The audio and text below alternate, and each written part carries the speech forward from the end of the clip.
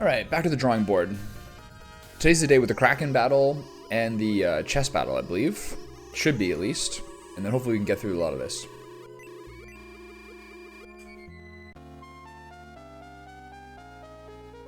After like numerous weeks of going to like the sauna at my gym regularly, such a huge improvement in skin clarity. I'm glowing. I'm like a pretty girl. Desktop overlays, chat game fontificator, connect. There we are. Okay, the final step. I love it. Okay, we got Odd Eye.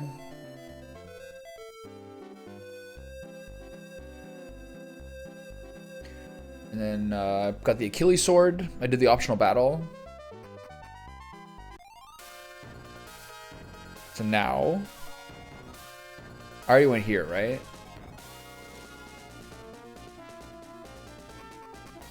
We've already done this.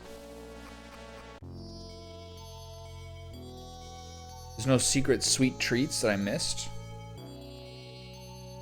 No? What did I get here? I got a buff item. I wonder if I should use my buff items. I'm kind of slacking on that, but I'm pretty close to the caravan. At that point, I can just put them away till I know what my final party is.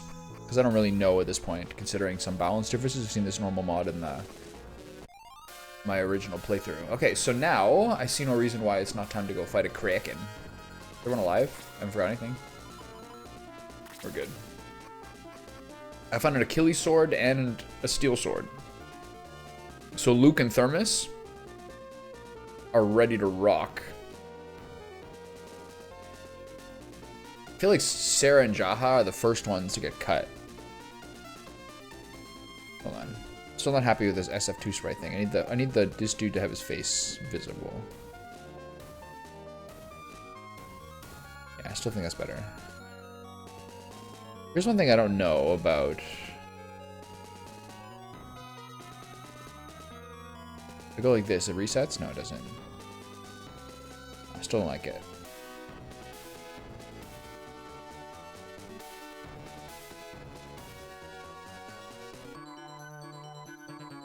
Still clicking on it. I don't want to click on it anymore. How do I unclick? Oh, that's just for me. Alright, so let's get wrecked.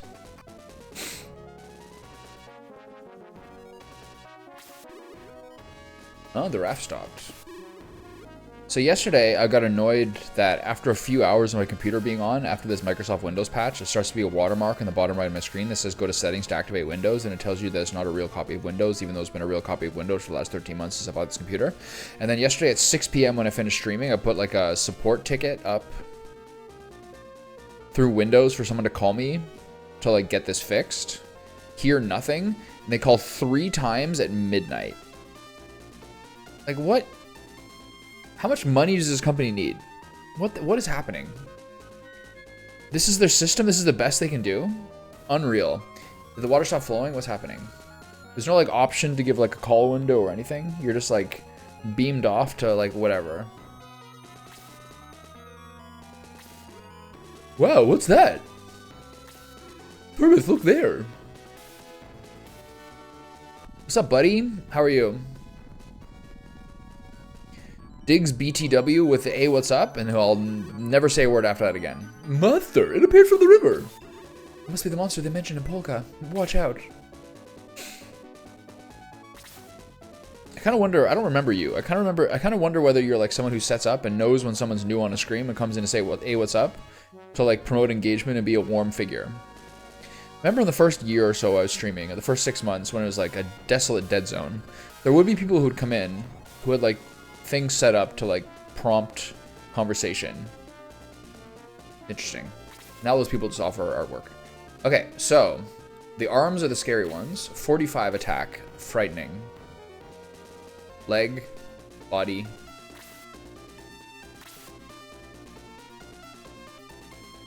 So, generally speaking, you try to get these legs out of the way before the arms start swarming in.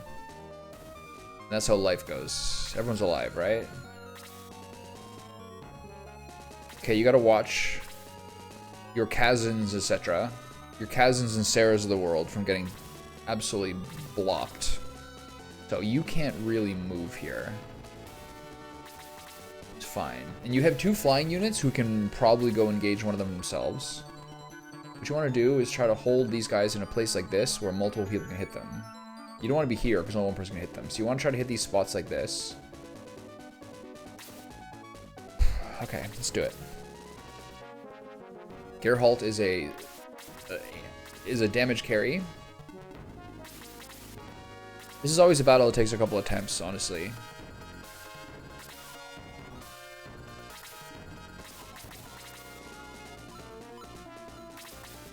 Namely just kind of figuring out what like sequence you want to do stuff. Slade can stay here.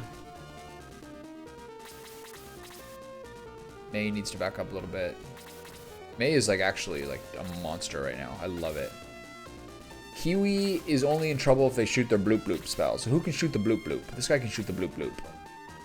But it doesn't show up here. The Kraken head will wreck this guy.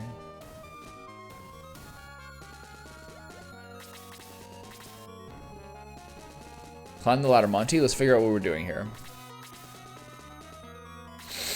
Don't get it. Come on.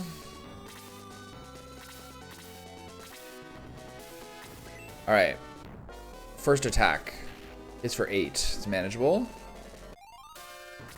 Alright, team. Get to slaughtering.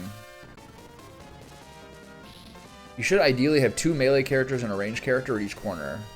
HP by 2, attack by 1, defense by 1, agility by 1. Love that. Love that for me.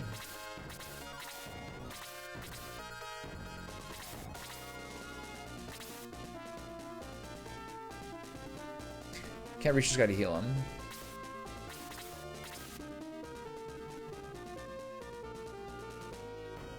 Geralt's going on an adventure. Let's see how this goes. I'm gonna go down here and attack this guy. These are good spots to hold, actually. Maybe not. It's actually not, because if you get hit in the bottom, no one else can attack. But this is a good spot. He'll need help. Luke and Phoenix are... Luke and Peter... I don't know, I can never call him Peter. Luke and Peter are far away. Those are also very banal names, which is funny. Okay, so if I go here, am I going to get killed by anything? Yes, that guy will kill me. Okay, so stand back here. Continue to travel this way. Luke can't reach all the way down. But I can go here, and I don't think that leg will be able to reach me. So we should be able to get a third shot here. Get with the steel sword, bud. God, Luke is so weak. Oh my god. He's not moving yet, is he? The arms wait. Okay, keep chunking away here. I'm gonna go here. All hands on deck. How much damage she does? She does 12. Oh my god. May with the power ring is the all-star. May's first person to 20 HP by 1, attack by 1, agility by 1. I'll take it. She's apparently supposed to have more HP at the cost of less defense. And Jaha, I think, kills this guy. Yeah, nice. Crit for 10. If he crits for 10, does that mean his 7 would have been the normal attack? HP by 2, attack by 1, defense by 2, agility by 1. Love it. Okay, good. Now we rush down here, see if we can help our boy out here. Geralt going down there was not great.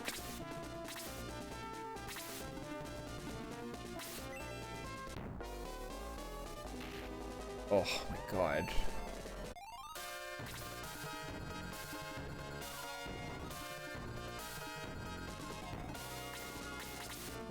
What's the plan here?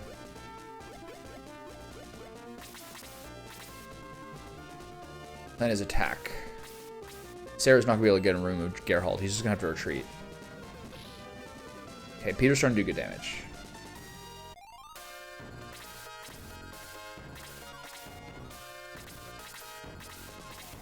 It's really good that guy didn't attack, because Luke would have been a true blow there. You can't reach Geralt.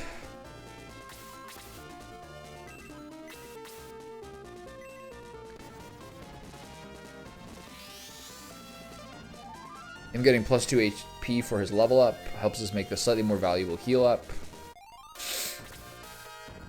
You have to back off.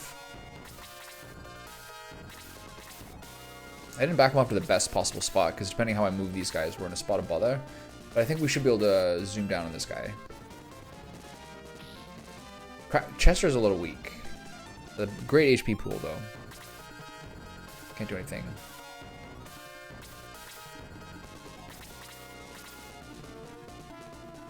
Is there any other legs down here? Oh.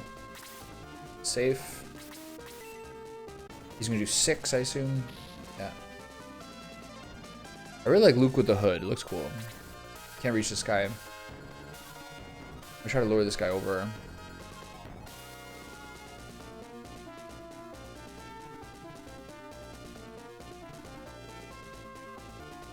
This is dumb.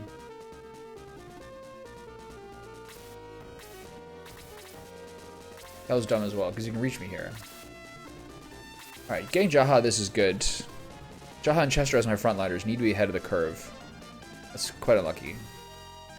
But it shouldn't change anything, really. Just gives her more levels. Whatever.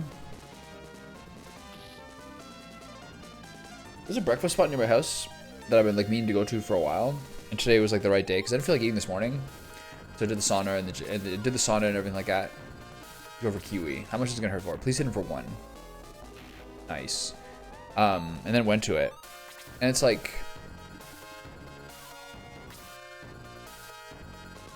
sort of weird how like restaurant inflation has hit even breakfast places.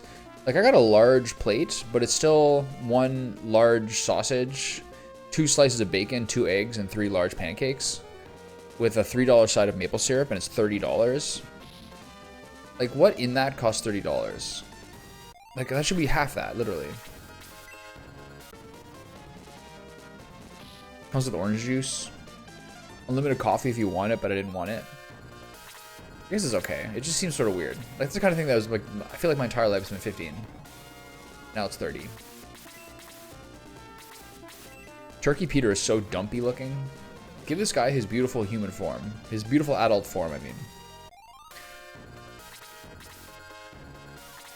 Okay, heal Geralt, who's right here, conveniently enough.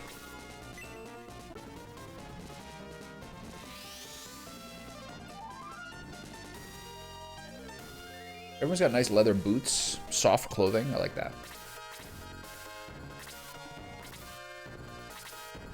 Okay, the arms are going to come down soon, I think.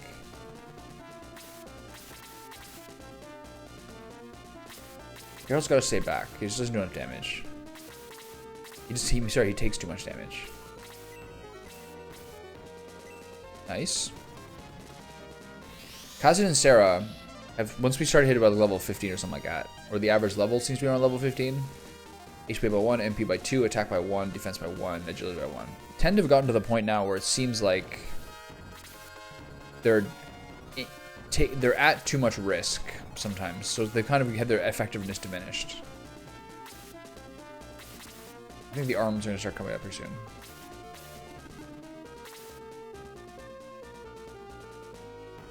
There's 4 more legs, right? Is there anything up top? 1 more leg up top.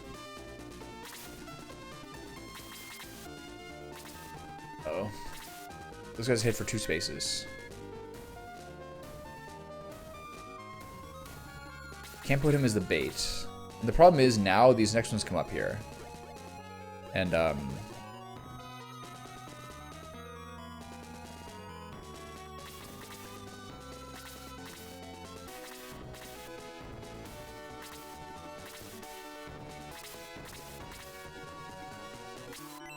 bad. We can get him with 2 range guys. 2 flying guys and a range guy. Crit for 2. I don't like that. Maybe try to move some guys up and deal with that other leg. Okay, good. Jaha's in the right spot. I'm not sure if I necessarily planned that, but it's good. I need someone else who's tanky.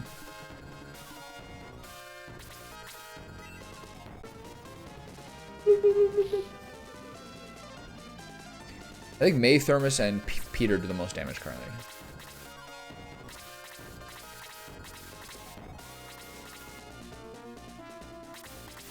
We heal him here? I guess I'll hold off.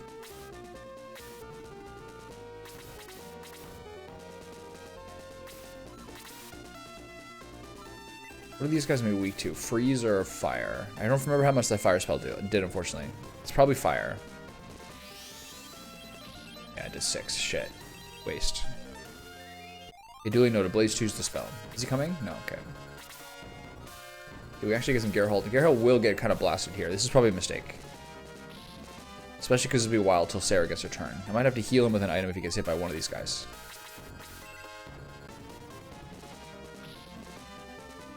I wonder if your agility stat versus your enemy's, your target's agility stat affects your miss rate. Okay, the two flying guys split up, so not one of them is on the far side of someone, making them too vulnerable. So this is where things are going to get a little scary.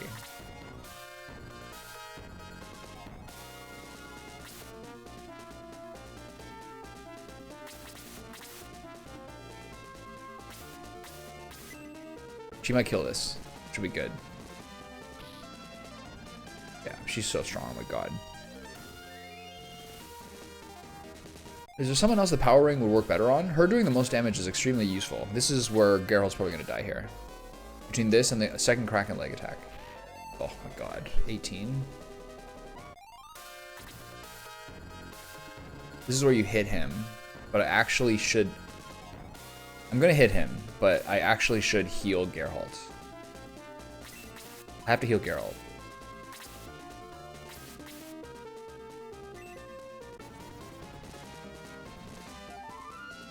Because no one else can reach him with the current configuration. Is he coming? No. Alright. Alright, keep bopping away here. We have to take this one down pretty quickly. I really like the way this battle goes. Like the sequential... Got a confusion on that guy, which is good. See, I did... That was a good call. So Geralt's not going to get killed now, which is good. It's funny that he went for him instead of Geralt, though. So maybe... I kind of wonder what he would have done earlier. Oh, nice. Sick. Okay. Highly effective. Thank you, Andy. Ugh. Very awkward.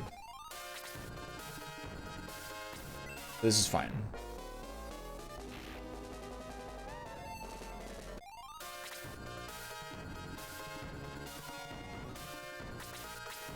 That guy's still confused, so we might get some extra value here. And for 10 instead of 11, I wonder why. Should I move someone up and deal with that? Who needs a heal?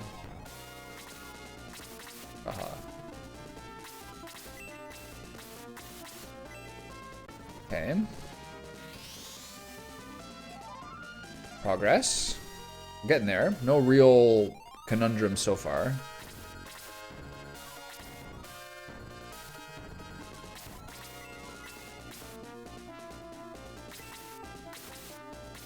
Where do I focus? We just have to kind of take the... That arm is going to kill Sarah. I think probably like one hit.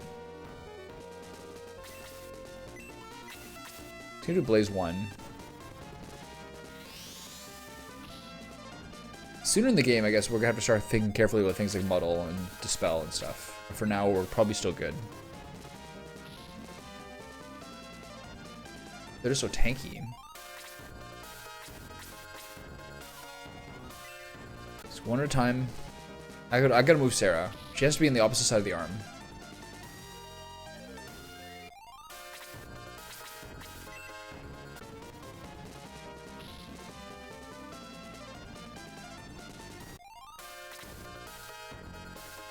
I don't think I can kill him with a spear shot. If I do 7 with the lance, I'm gonna do less with the spear. So I'm just gonna attack this guy. Okay, whatever. It doesn't matter.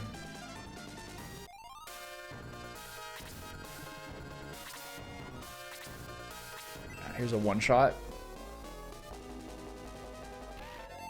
God, she's so weak. 31? Alright, so this might be the end of the... This might be the end of the road here. I can't reach anyone.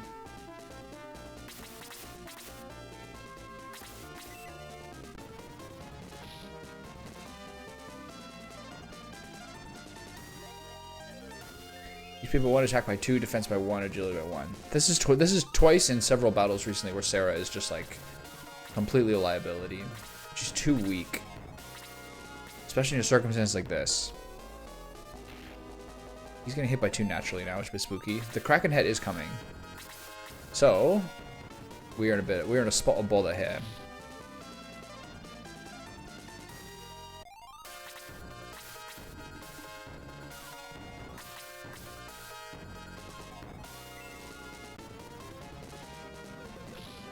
This is not great because the arm's coming. We only have one person who can melee the leg.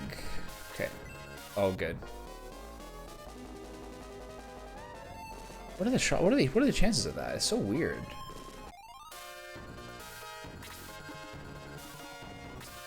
He could have probably killed Andy.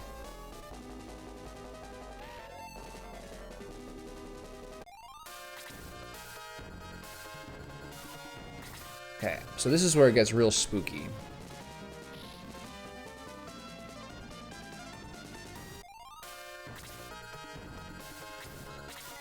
Get the high value move here. This should be a twofer, which is probably too much XP, but whatever.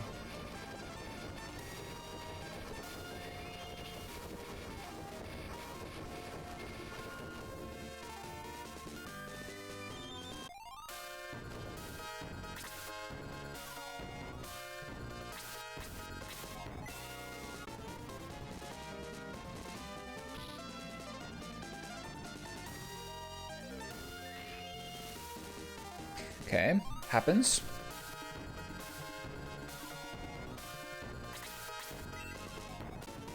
How much damage is it going to do? 7, so they have roughly the same defense. They have slightly lower defense than the arms, which is nice. This should do maybe... Does this kill her? 21. Does 21 and 12. Okay. Just going around distributing punches whenever you can get one. The body is coming. This tends to be a battle where you don't have many people left and you kind of go all in the head. He's moving slowly though. Mei needs a heal. Because the arms will catch her regardless, unless I'm really, really smart with my positioning. I'm gonna heal her. I can't, fuck. Okay, some of these guys gotta go up there and deal with that leg.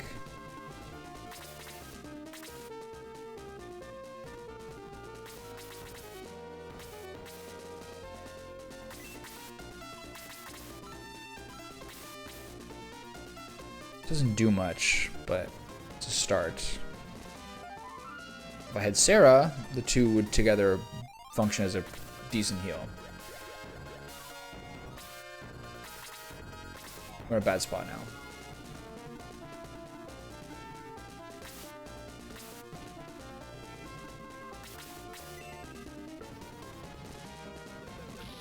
Geralt Peter and one more. Clutch dodge. Okay. So, from here, the arm's coming, the leg's coming down. This guy's still going slowly, but he's going to come and start bringing the heat real soon. So, which of these arms is lower? That guy's at 25. That guy's at 18. So, just basically Blaze 2 till we kill this guy. It doesn't matter. I think Blaze 2 till you kill him. We gotta toast these guys as quick as possible. Because the head's going to be a real problem.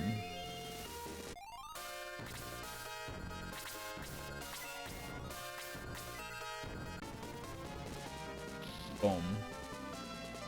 Okay. 2 more shots. This might kill him, but probably leave with 1. Yeah, leaves him with 1. And you gotta kill this guy. Alright, this is a mistake. So I'm going to go here and just hold off. Actually, I'm going to wait. Can I heal someone?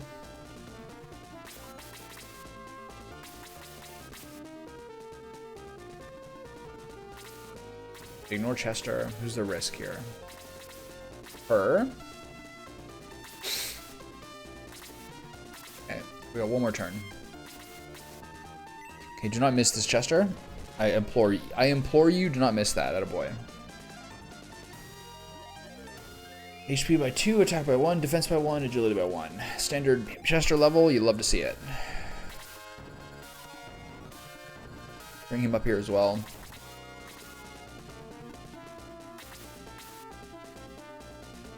This is a little dumb, but we gotta risk being able to toast him. I think he's gonna kill her. Oh, I did him less damage. I wonder why. Mei's dead, which is really a shame. Probably should not have done that. Should have just healed her. If I recall correctly, I think Mei probably had a heal there. Yeah, that was stupid. Okay. Cool. We're still in the mix to some degree. My hero cannot die. Okay, he's probably going to kill Andy here. I think we avoid that leg and go all in the head now. 17. Ugh. Counts as a normal attack, I guess. Okay. Now all in on the head. We have to ignore that last leg, which shouldn't really be too complicated. HP by 1, attack by 2, defense by 1, agility by 1. Love it. Okay. Now, all hands on deck. Heal the hero. Still can't. What am I doing?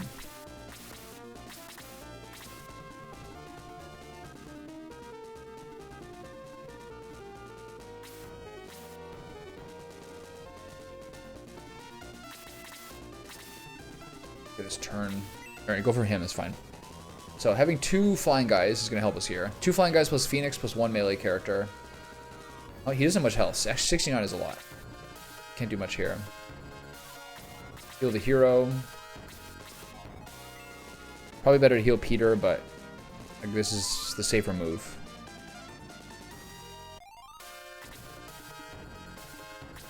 Okay, use the spear. We're going to avoid that leg up there. And just go all in on this guy whenever we can. Maybe some guys who aren't in range of the head can start doing this.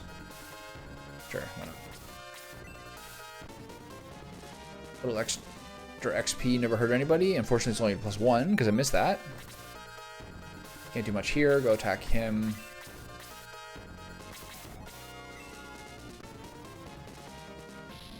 Good damage. So Thermus is by far doing the most damage now. Thank you, Achilles Sword. Okay, can't do much here, but we're going to need one of these guys here. So hopefully we have to dispose of this guy quickly. 7, yikes. The head's going to get another turn soon. Dust somebody. Okay, Peter's really low. Peter should have a heal. If he gets 19, then he can survive 2 more attacks. So Peter's just going to have to get healed by himself. Peter's going to have to heal himself. And we got to start pulling off some damage on this guy soon. Let's compare some stats here. Losing May was devastating for my overall damage output.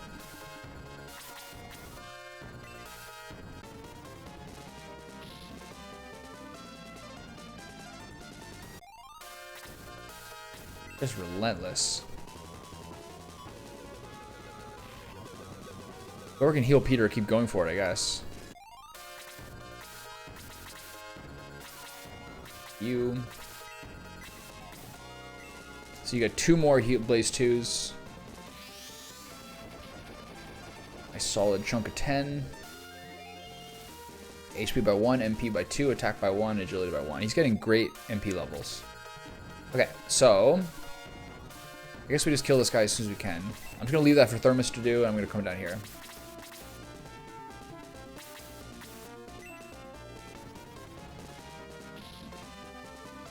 Good for Thermus to take out the other leg to be safe, and then maybe we'll get like some sort of desperate circumstance. No point of this. Can I heal Peter? I cannot. So what do I do here? See if I get somehow get a free kill here. If I got a second attack, I could have killed him there. Okay, so continue on this. Do you have a healing seed? Not. Okay, we're in good shape. So weak with that spear. I'm gonna go to the far side. Less chance of getting popped by the Kraken head. Okay, good. So it's good that I attack with Slade, because he wouldn't have done enough, because the leg takes less damage. Okay, now whatever we can do. Can Peter heal himself? No, so he's just in the mix now, and we burst him down. We should be good. Outside of some terrible circumstances, we should probably be good here. Especially if Kazan gets another hit, which I think he should, because this guy seems to do flat damage. RIP. The heavy attack did 14, but I thought the normal attack did 14 too. Odd. Okay, so Kazan gets another hit, so we're probably in good shape because now this guy's at 13. So he should be dead in 3 hits. Maybe 4 hits. Come on, give him a punch. Okay, nice hit for Geralt. Okay. Okay, we're in good shape. Oh, okay, hit him. Good. Okay, so Jaha or Slade should be able to finish this. Alright, that's pretty good. Outside of Sarah, I almost have to take Karna at this point. Just because Sarah is, like, essentially irrelevant. Alright, Luke.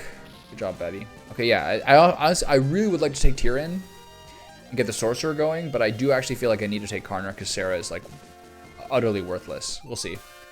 I wouldn't mind using Freya and Karna as a monk and whatever. Okay, good. Good. So, good job.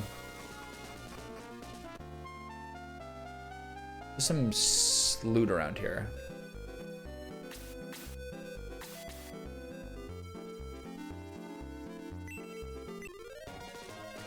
An easy mithril is in a chest. I think we have at least 4 pieces now.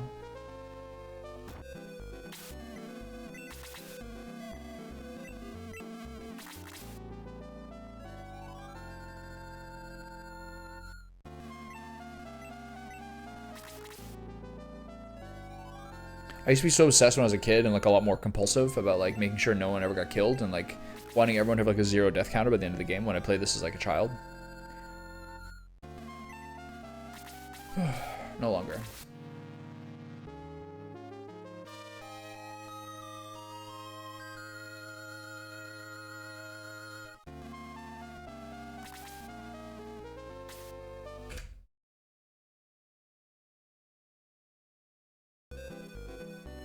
Alright, what do you got, town? Hassan is reliant on trading. With the river block, many people left town. Monument of the Landing of Parmesia. Dr. Rode lives in the house over there. He's eccentric. He hates talking, but a historical topic may interest him. Okay.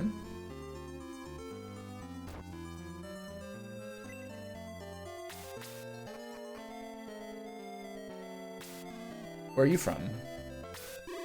Thurmouth came from Grand Island. Then we could be related. What do you mean? Our ancestors came to Parmesia to chase after a soldier called Max. They lost his trail at the shore and then split into 2 groups. One group went to Grants by way of Devil's Tail. What happened to Max? He wasn't found in Parmesia, so maybe he went to Grants. I'm not really sure. I think I'll take a nap now. Bye. Okay. Good chat. What's that thing on the wall? Literally nothing.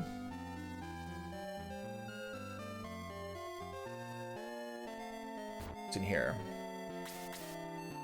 A grody old house with spiderwebs on it. This looks like Rhodes' house.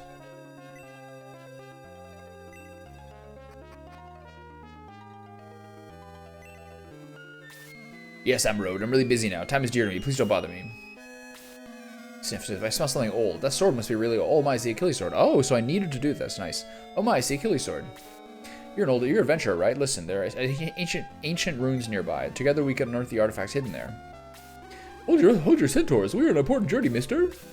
What? All the more reason to go. There is an ancient vehicle called the Caravan. If you join me, I will show you where to find it. Yes. Great, good lad. Thermus decides to take Dr. Rode with him. We got a whole party. Let's go. We got an absolute stream of people with us here. We can't go fishing now because of low tide. To the west, if you really want to go, ask Dr. Rode. I will. Thank you. Why is the bar empty? Oh, this is the plus move one. That's plus move minus defense, I think.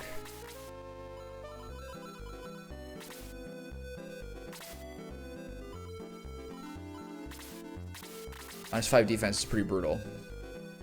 I'm not sure who that appeals to. Maybe that's a Phoenix. Maybe that's a Peter move. How on earth did you come to Hassan? By raft? Wow, you killed the Kraken? Our ancestors came here from Rune by way of the sea. We have been trading with Spido and Ribble before the Kraken blocked the river.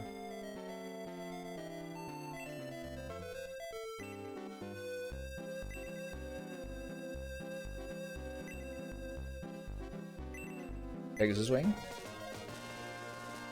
The Pegasus Wing is the Pegasus Knight special power-up, right? Okay, nice. Got some good stuff there. Anything else over here?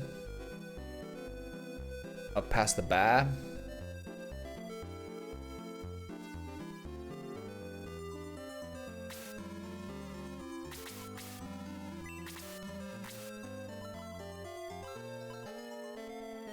Okay, we're starting into the healing drops.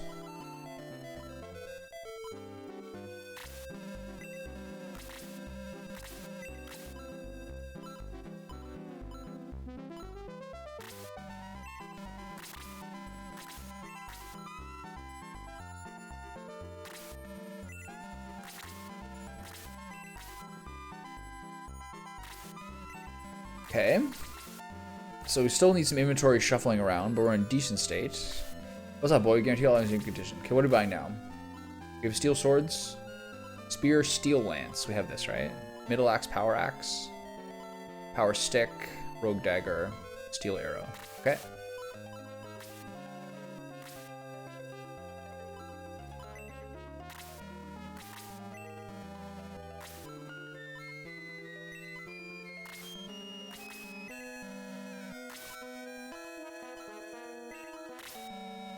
We're not getting to the point now where the things are limited by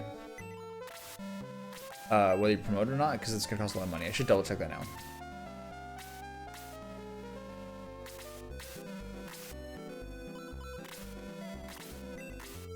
Nice, okay.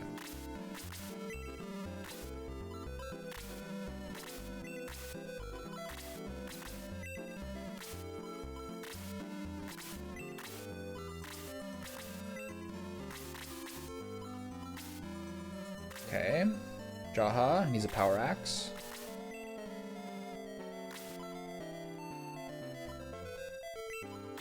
Doesn't matter if she's a whatever Raji has, doesn't matter. It's everybody, right? Okay. So buying power sticks for Sarah.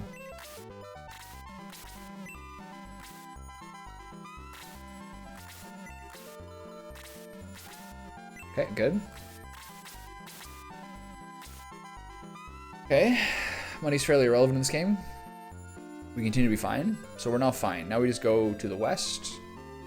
On to the next thing. I'm going to take the raft up to the... I'm going to save again. Just to save time. And then we can go west here. But I'm going to snoop up here. I think this is where you go. Or eventually there's some rocks along the way and you can't go any further. But this does take you back up to Grand Seal. Yeah. Never mind. You gotta wait to get the caravan to do that. Okay, so we're on pace. We did everything in the right order. However, accidentally we did so.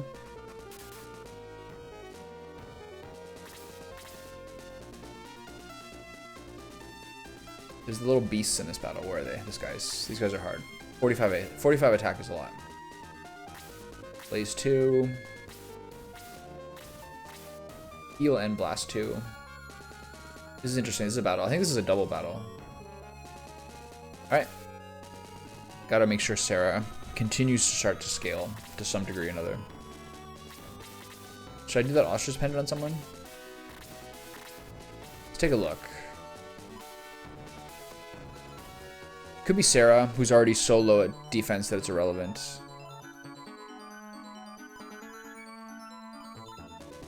Kazan, maybe. Her defense is by far the lowest. Him losing defense is a bad idea because he's 14 health. Geralt, no.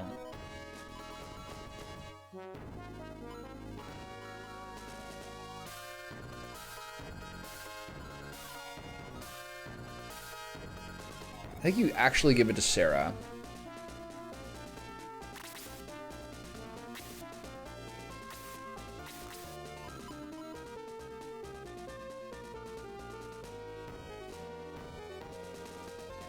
Who wants +1 move at the cost of 5 defense?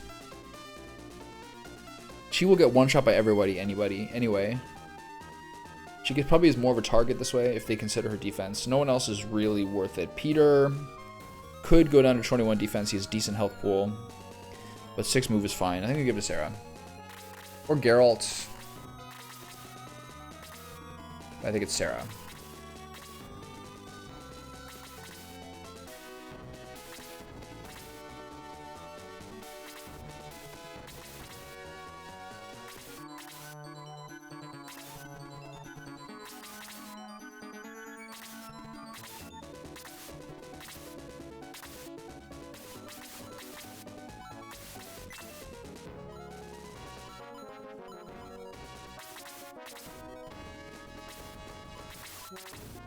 Make sure she's on the steel lance, so I don't forget about it.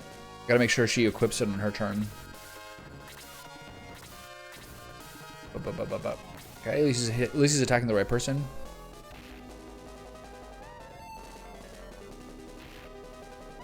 Ouch. The heavy attack did less than the other attack, which implies that second attacks do less damage.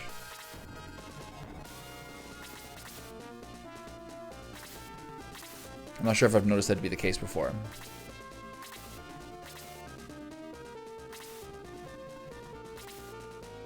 That gargoyle is like sprinting here. What?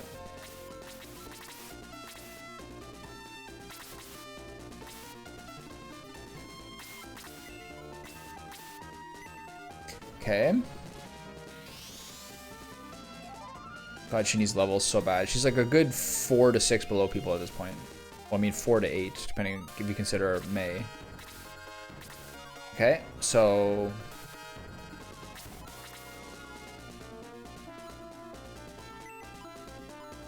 we can now pretty easily use Blaze 2 every turn. He's a lot of MP. I guess he's becoming a standard wizard, probably.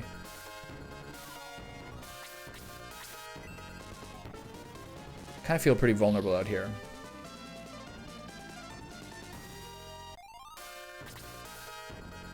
Who's next? Luke. If I go over here, I'm a little bit too at risk here. So I'm going to stand back.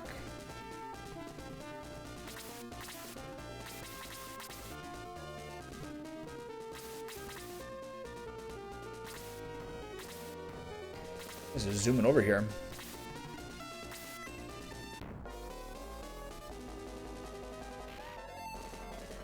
Be devastating first. This is a pretty tough beginning of this fight. I'm gonna stay here and hold the line. Even though this person will just go past me and kill Sarah here, probably. Can't hit anyone, so here we go. She has a new arrow equipped. Lavathor, what's up, buddy? How are you?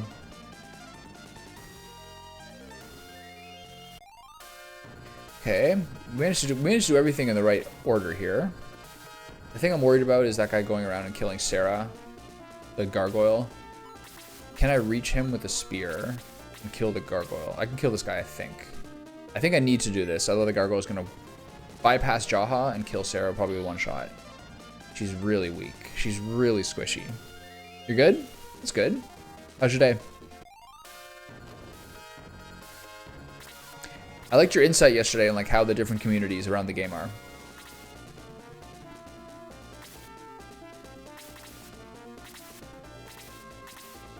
Okay, so Peter and Luke are, I think, going to go up here and try to tag this guy before he gets down toward us. Bloop, bloop, bloop, bloop, bloop, bloop. Peter's starting to ramp up. Don't fall asleep or anything. Thank you. That's good. Oh, good. You're working on season 2 stuff, right? Okay. This is a Blaze 2. This is Blast 2, right? How much does this do? 7? I think it's 5, then 7. Oof. Slade's in a spot of bother here.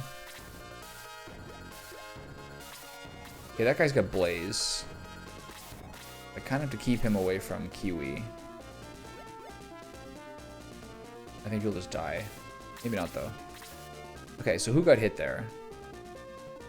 So this is... I'm going to keep her back. I just can't have her keep dying as much as she has been. Nice.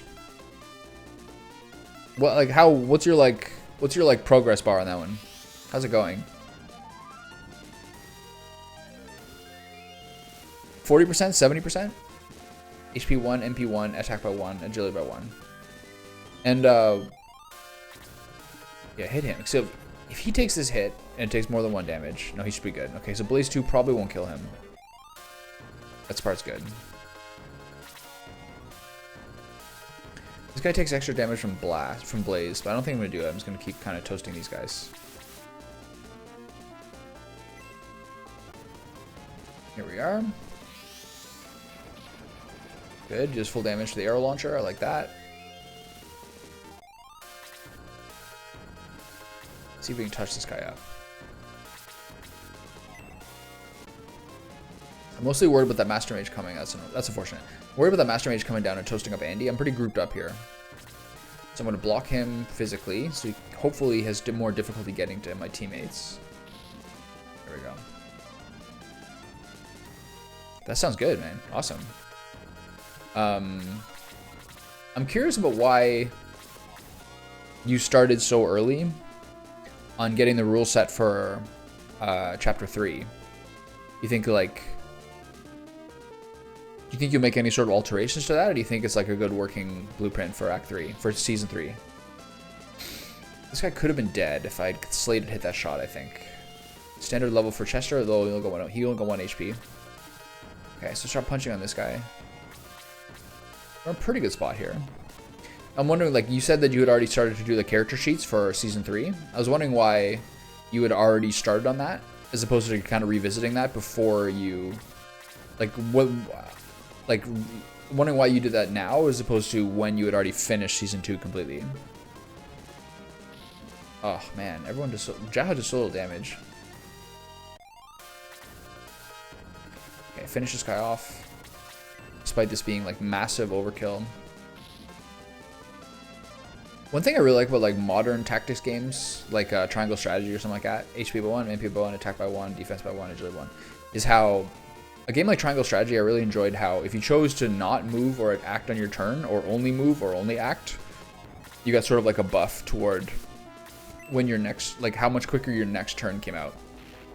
A game like this, if you just stand still, there's no active benefit to that.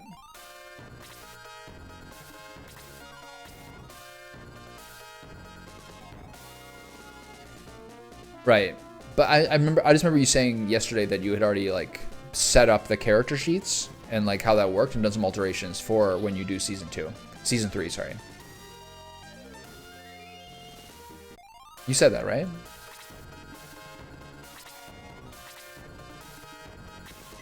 Okay, they're attacking my hero.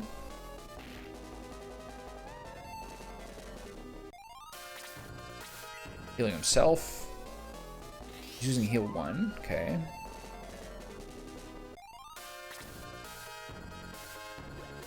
Okay, start hitting whomever you can hit. Yeah, that's right. That's what I meant by character sheets. Like kind of like the rule set, I guess, is what I meant.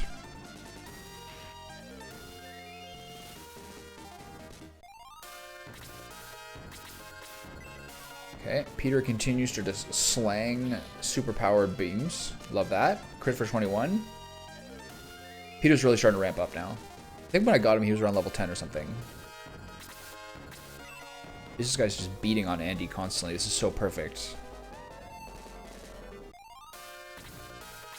Who needs heals?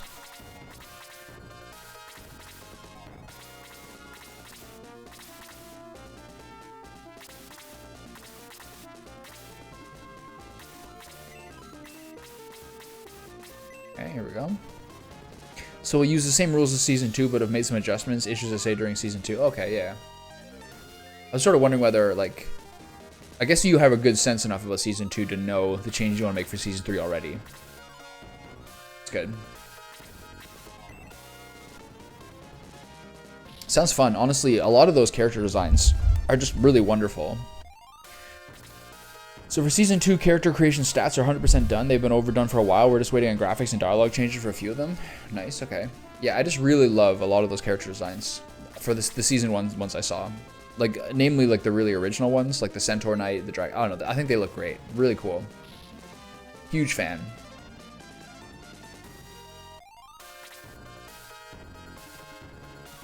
Can I kill this guy? Might as well get this out of the way. Yeah, they look great.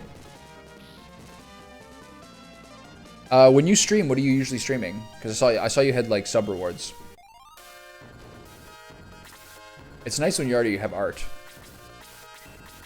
Okay, can I kill this guy with a Blaze 2?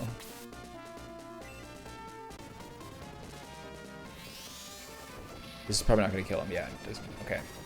All good.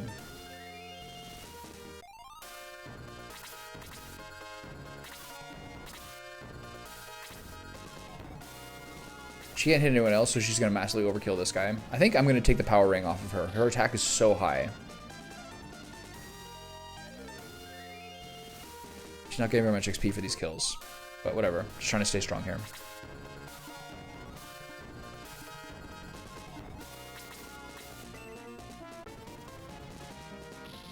Nice, nice.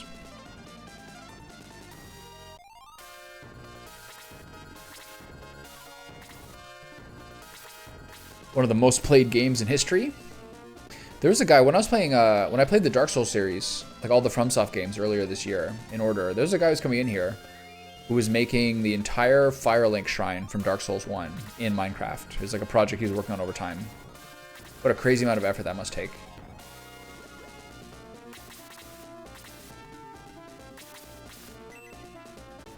Wonder how that's doing. His name was Unbreakable Grass. He had it pretty well done. He said once he finished Firelink Shrine, he was going to go into Undead Burg. Okay, who needs heals now? That one sounds like it'd be really hard to do. Let me heal Kazan.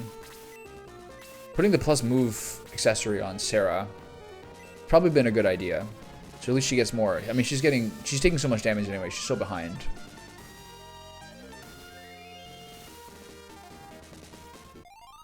There's the game making the city from Attack on Titan in creative mode. There's a guy making the city from Attack on Titan creative mode. Really?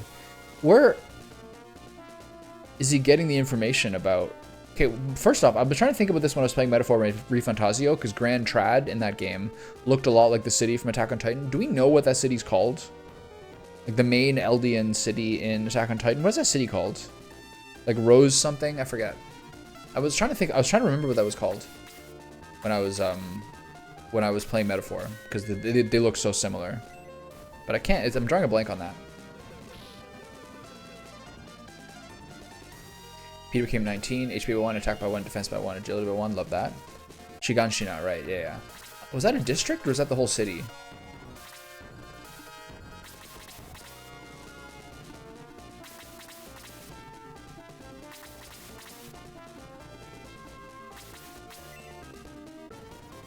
Yeah.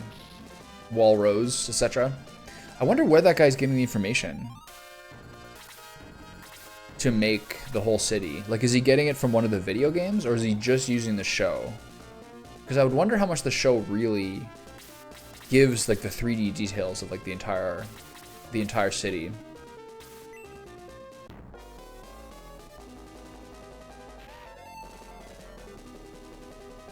Unless I'm watching some with my girlfriend, I find, like, such a high percentage of the stuff I watch now are, like, trying to catch up on, like, a lot of classic anime. Ones I've never seen before. I think it probably is, like, it probably does stem from visiting Japan this year, although it's always been like a big interest of mine. But lately, I just like feel like when I prioritize something, when I'm watching something, I'm just trying to kind of catch up on the best known shows. I watched Death Note this year. Watching Monster right now. Rewatched Evangelion for like the third, fourth time. Okay, both attacks did full damage. So the second attack, I'm not sure what the rules are in this. Uh-oh, that's fine. Right now I'm watching Monster. 74 episodes, pretty rough, but it's been very good so far. Very like mature. Chester's the next heal. Yeah. Have you heard of it?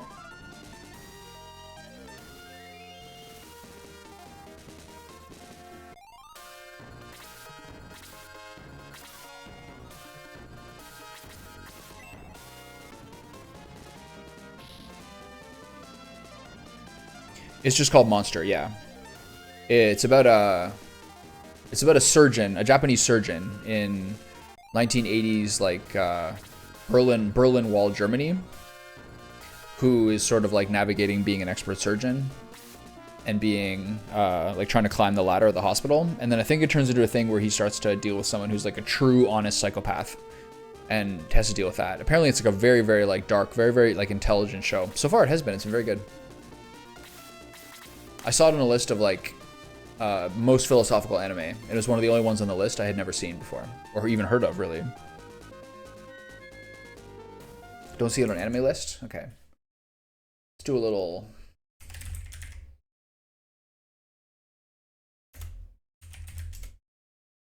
Here it is. Monster is a Japanese manga series written and illustrated by Naoki Urasawa. Story revolves around Kenzo Tenma, a Japanese surgeon living in Dusseldorf, Germany, whose life enters turmoil after he gets himself involved with Johann Liebert, one of his former patients, who was revealed to be a psychopathic serial killer. Sold over 20 million copies, making it one of the best-selling manga series of all time. The manga's won several awards. The anime adaptation has been called one of the best anime series of its decade. So I think the anime series came out when? 2004 through 2005, 74 episodes. Just Monster. It's been very good. One of his former patients, so I think you sort of encounter as a child in the earlier episodes. It does a really big time jump. I'm on episode 4, I think. And on episode 3 or episode 4, it does like a 9-year time jump from when he's like in his mid-20s until I guess when he's like older as the leader of the hospital. I saw it in like a guy named Max Derat, who I like on YouTube, was saying he was like highly, highly ranked on like some of like the deepest, more philosophical anime he's watched. I tend to like anime that's quite dark, and I try to watch ones that have a very limited run. I don't want to watch something that's like 1,000 episodes or something. Mostly that's the reason why I mostly try to watch movies, features as opposed to a long series, because I don't know, I just don't really want to watch like Bleach or something. Okay, so 1, 2, 3, 4, 5 guys left. It's a pretty simple battle.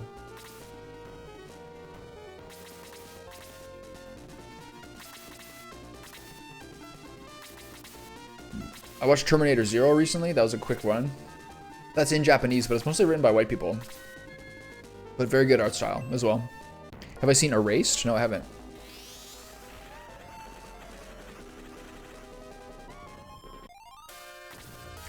Let's take a look, shall we? Erased.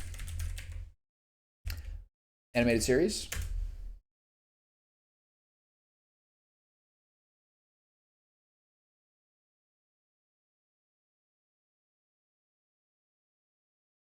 In 2006, 29-year-old Satoru Fujinuma, a struggling mangaka living in Chiba, possesses the involuntary ability known as Revival that sends his consciousness back in time moments before a life-threatening incident, enabling him to prevent it from happening again. When his mother is murdered by an unknown assailant in his own home, Satoru's ability sends it back 18 years into the past, and Satoru is given the opportunity to not only save his mother, but also prevent a serial killer from taking the lives of 3 of his childhood friends, including a young girl from another school. Sounds interesting. 1 season. You've caught my attention. 12 episodes. Interesting. What if it's on the first Google search was "Is Erased a sad anime?" It's available on Netflix, but that might be American Netflix. I'll check for it. I'll check for it on the Canadian one. Sick. Thank you. Yeah, generally speaking, I've always tried to kind of stay within the feature films because they're so much easier to watch over time. I'm a huge fan of Satoshi Kon. Also, like, obviously love things like Akira and Ghost in the Shell. But I've always been I don't know, Satoshi Kon with like Perfect Blue, with Perfect Blue and Millennium Actress, etc. I think those are like really, really amazing. I also like Mamoru Oshii and like Angel's Egg and stuff like that. And again, huge fan of Evangelion as well.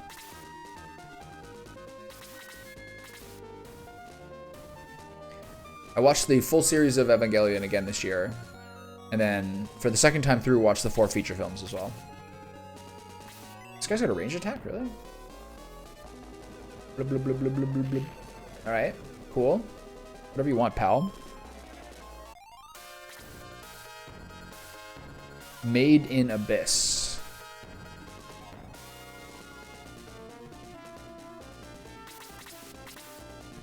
Okay, so...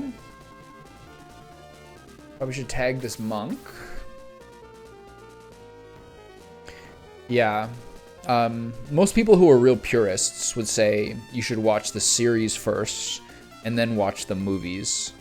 I do think, though, unless someone is like a really hardcore anime fan, they might find like the series a little hard to watch, especially because the last quarter of it is so abstract and so much different than what you thought. And the last like 4 or 5 episodes of Evangelion are so insane. Partially because they had to do things in like a really abstract fashion because they were like losing money from their budget and like the studio was like not really supporting them as they finished. But the movies are like, despite being like a remarkably different story about the second half of it, they are like much more easily viewable by the average person, I think. Yeah, of course. They're so confusing. How could anyone understand what's happening in the last few episodes of Evangelion without, like, true help? It's like watching a David Lynch movie. It's so abstract and it's so ridiculous. I really like it. One of the reasons I like it so much is because I just liked I like the PlayStation 1 Squaresoft RPG Xenogears so much, and they're just like so similar to each other. Yeah, my favorite older anime is Trigun. I have a friend who is like that too. Always like a huge Trigun fan. I've actually never seen it. One that a lot of people love that I eventually caught up on a couple years ago was Cowboy Bebop. But from what I understand, Cowboy Bebop is something that, like, okay, this is hard because this guy is clearly the strongest member here, and we're getting kind of swarmed. One thing that's kind of complicated about Cowboy Bebop is I understand that, like, it's actually a show that's not particularly popular in Japan, but it's actually quite popular with Western audiences because it's so stylish and so, like, cool. But I didn't think it was, like, amazing. It kind of reminded me of something like Firefly, where it's mostly about, it's kind of episodic in nature. Like, there's not necessarily like that much of a coherent story. So I was a bit neutral on it. It's obviously very pleasurable to watch, but it wasn't like blowing my mind with how good it was.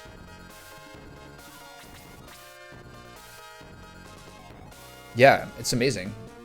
Very, very stylish. I love the music.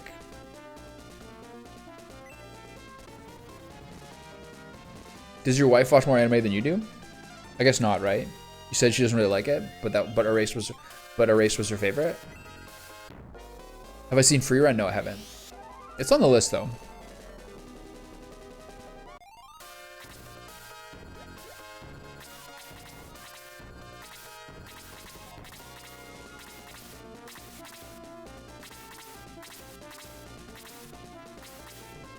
Okay, she's only got 2 more heals, so I gotta tread carefully here.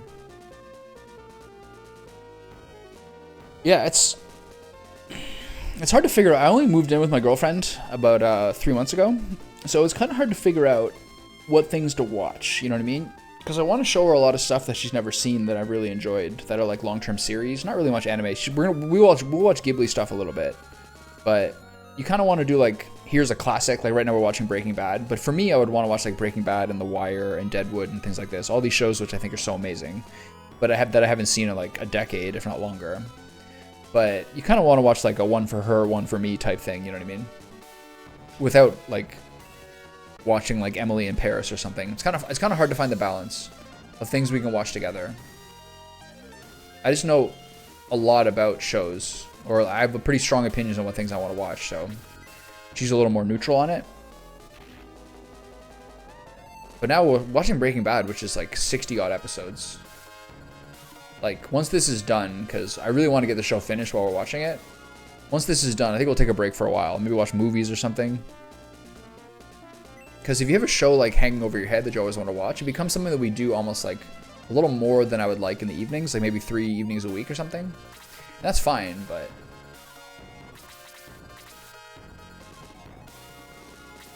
how much health does this guy have left? I think Blaze 2 should kill this guy. The Future Diaries, eh? Take a gander.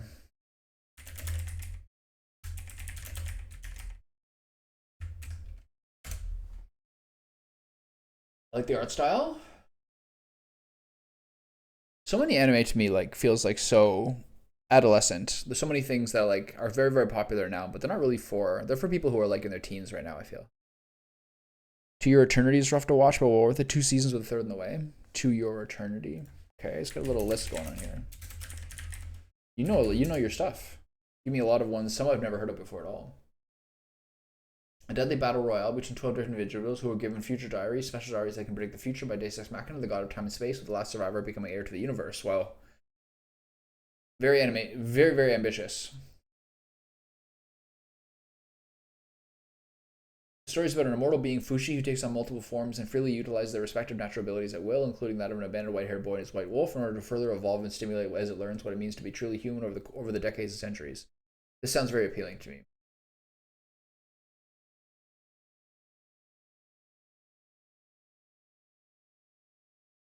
For a fantasy series, that does sound like a fantasy series that doesn't seem like too frivolous. That sounds good.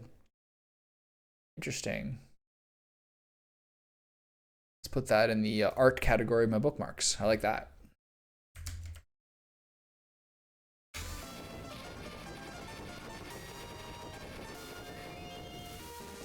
Yeah, I mean, it's not.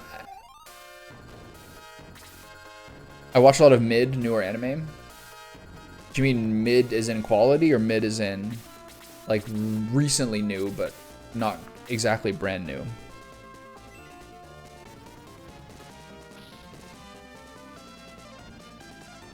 Watching Death Note, I definitely had like the same opinion most people do. Of like, okay, this is good when it's good, but like for sure is like the final chapter of it. The final like third of it is like totally unnecessary, I think.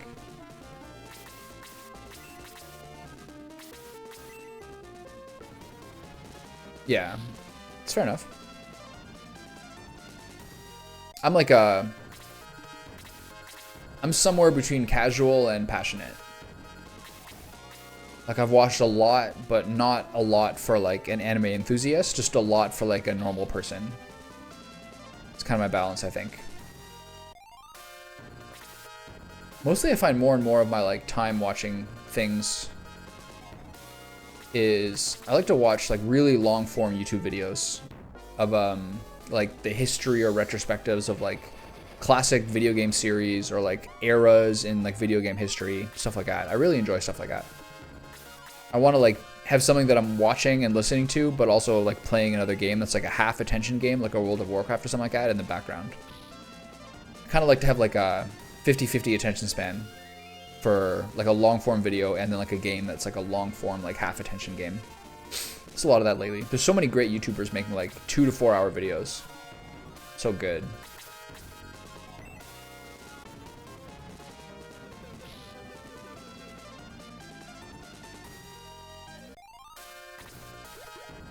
Bloop, bloop, bloop, bloop. Parasite the Maxim. Getting a lot of knowledge today.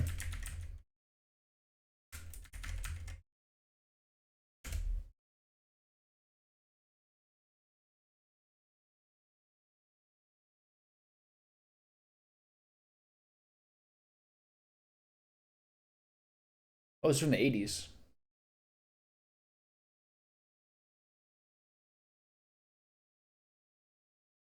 Is only adapted into live action films in 2014 or 2015. So that's 25 years after the manga came out. That's crazy.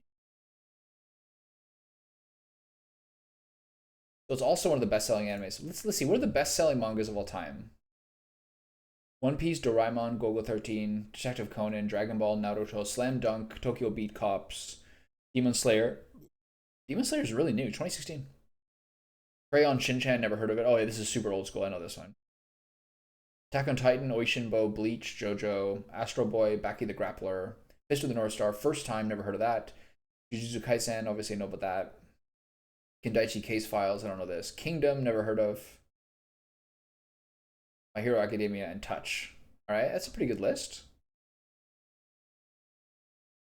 It's crazy being like someone like Hajime Isayama and having something that took 12 years to make, 34 volumes, and has sold 140 million copies. That's so much money. Yeah, Demon Slayer I watched a bit of. I didn't necessarily bounce off it, but I didn't feel like it was like necessary for me to keep watching. It was kind of cool. It had kind of like an Onimusha style feel to it. What are you watching currently? Okay, we got a Confuse on the Golem. That's good. Highly efficient. Who needs a heal? He only has one more heal, right?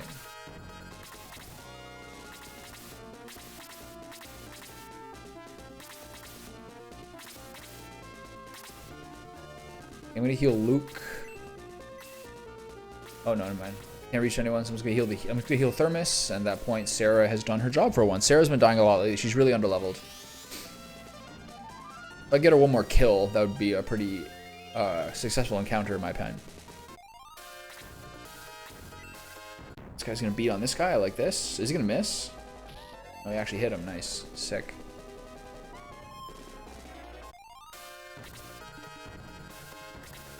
Slade's gonna slide in here for the finishing blow.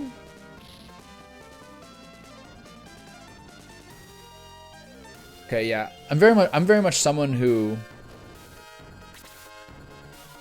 needs to be almost convinced. I can't quit things usually once I start watching them, which means I have to be a little careful on what I watch. Because once I watch something, I'm like all in. You know what I mean?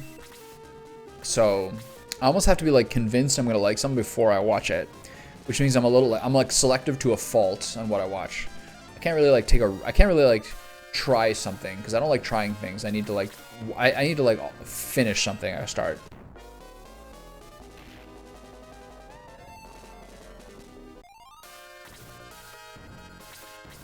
Did you play Shining Force 2 as a kid? Like, how did you get into this game? As, like, something to mod?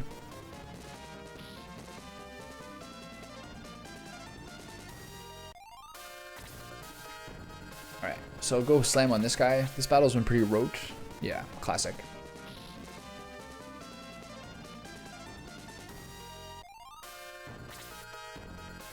I had Genesis and Super Nintendo. I got Genesis, like, before I got Super Nintendo.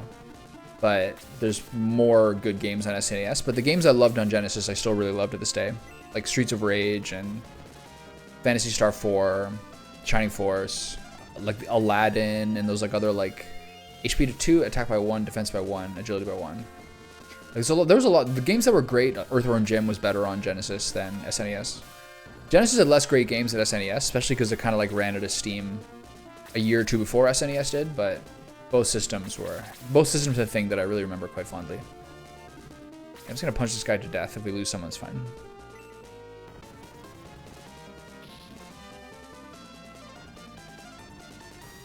Oof.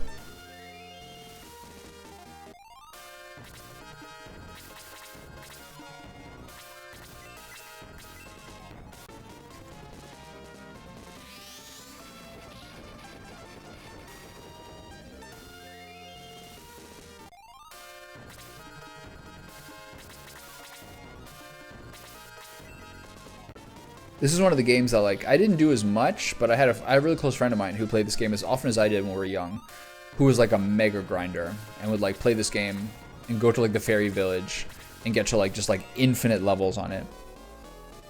SF1, 2, Donkey Kong, Sonic, GoldenEye, Perfect Dark, Star Fox. Yeah, yeah. It's crazy how amazing the N64 was.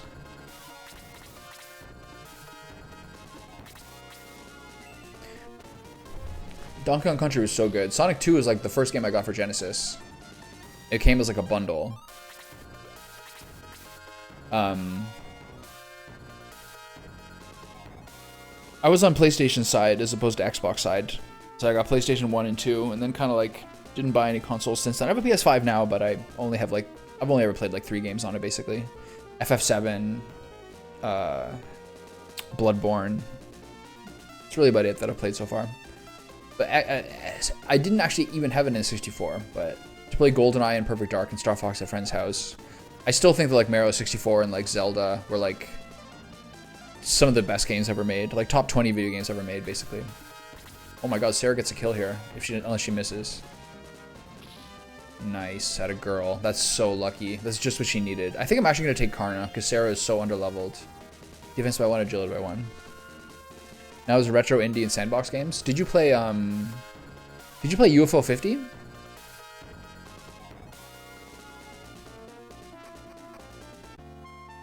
XCOM is a great choice. I'm actually been like kind of fiending. I've been like half fiending an XCOM 2 playthrough sometime soon. I love that game.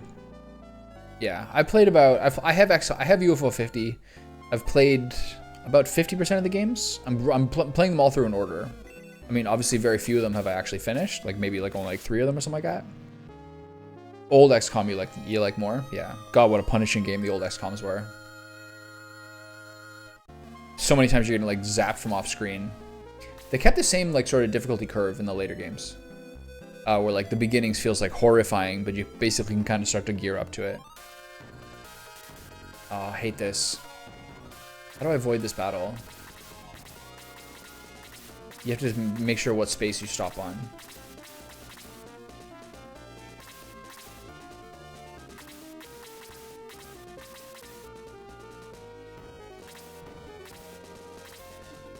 have there been other games that you've worked on modding, or is SF2 like your first kind of excursion? Okay, see if I can avoid this battle.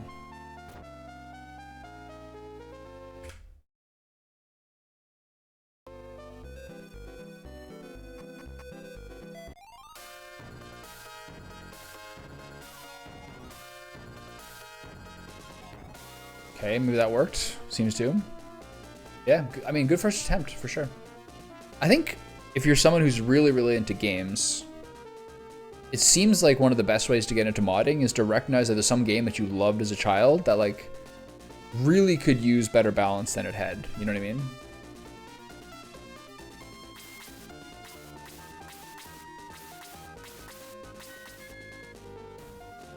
Isn't there a piece of mithril? Isn't there a piece of mithril here?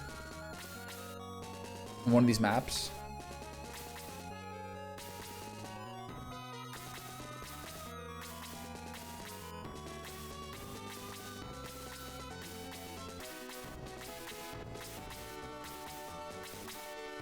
I might be in the wrong place. No, it's by Creed. Sorry, it's the wrong place. XCOM Files that has about 10,000% content. That sounds like way too much content. What is this? This is modded.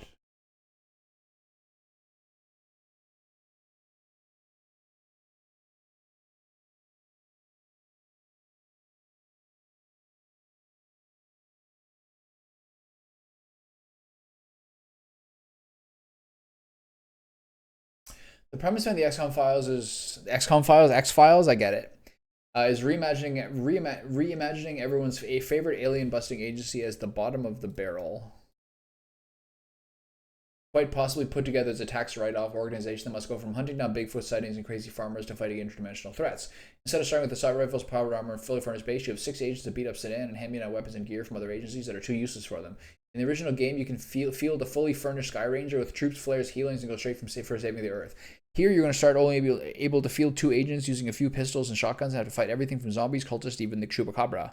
Chupacabra! The one improvement at the beginning is that you can actually buy flashlights as opposed to flinging 20 flares around your vehicle at the start of every map. Fair point. Your mission isn't to save humanity from aliens at the beginning. In fact, you may not see aliens for the first few hours of your campaign. Your job is to prove to the UN that you're not a waste of money. I love the sense of progression of the XCOM Files as compared to the original and modern tactical strategy games, where those will throw the player to the lion's den immediately. I've said it before, but the original XCOM may be one of the greatest of the genre, but it's still a pain to go back and play today. The mod makes use of OpenXCOM, which is a free modded version that improves the UI performance and even adds hotkeys to make things easier. With the gameplay itself, the progression is slower but more pronounced here. Just going from a beat-up sedan to a beat-up van now makes you can bring a whopping 4 agents to the field. If you think you're going to immediately get laser rifles and jet fighters, that's not going to happen for a long time. And like the original game, and unlike Firaxis Take, there's far more leeway in losing missions and being able to keep going. However, remember this point, this is still XCOM. Picked up an enemy, take 16 shots in the head and shrug it off to only then have your best agent get hit by a pistol from 60 feet away and immediately die. Yeah, fair enough. With the XCOM Files, it brings up something that I felt was missing from a lot of tactical strategy games for some time. This is terrific, thank you. Okay, great. Really cool. A lot of these really, really old school games have been like kind of craving lately. Like I feel like I've got like a Sims 2 playthrough in my future right now. I think Sims 2 is like the best combination of like new and old. Maybe Sims 3, but they're on Sims 4 now, right? And Sims 4 is like a microtransaction nightmare. Sims 2 and 1 were the ones I had the most fun playing, like when I was like in college.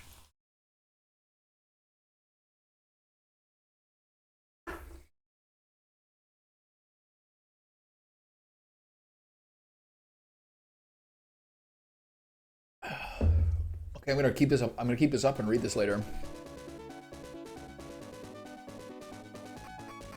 Okay, onward and upward over here. Stop. Oh, this is Caravan. It's not even Creed's yet. We gotta get the Caravan and then climb over the stone to get to Creed, right? I forgot about that. Who is that big guy? Don't you know? That's Taros, the guardian of this ancient shrine. Again, stop right there or I'll attack you. What should we do? The caravan is there behind it. We must have it. Time's up. Now we battle. He didn't give us long there. Okay. There is chests here, is there not? Yeah, there's one. Okay, same basic creatures as before. And then Taros is only weak to the Achilles sword.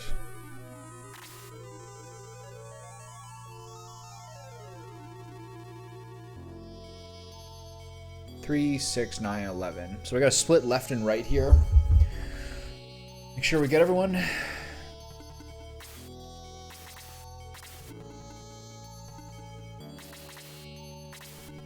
Let's move everyone forward, and then we'll split up once we have like a little easier time of it.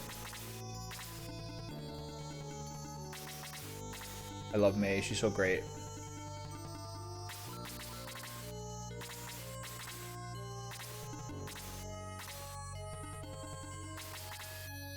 Let's push everyone up.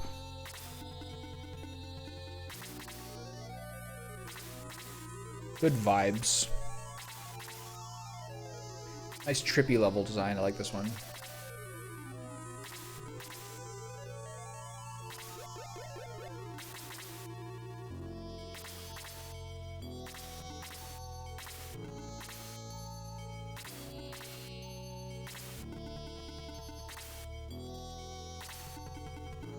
Keep Sarah back. That's her new role.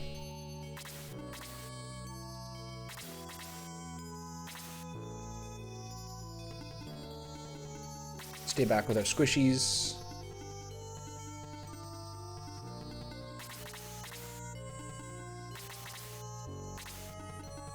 Oh shit. Hope this doesn't kill him. God, that's so brutal. What bad luck that is. I gotta egress.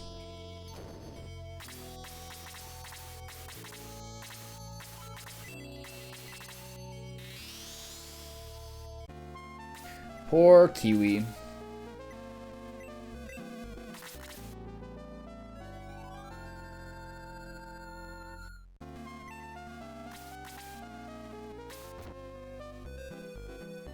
Now do some careful stepping here to make sure we don't take this next battle. So go here, here, here, here, here, here. Seems to work.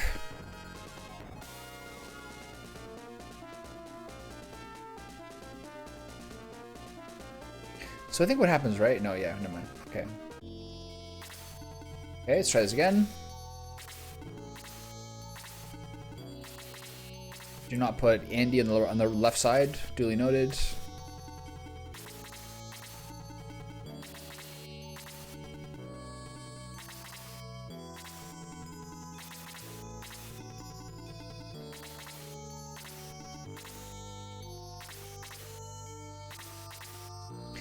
So Taro uses the big bolt. Does he still have the big bolt spell? Let's see. He doesn't. I'm sure he has some sort of spell that counts as the same. Okay, put Andy on the right side so he doesn't get one shot by the bubbles. I can't believe the bubbles do 17 damage to him. That's so brutal. Oh my god.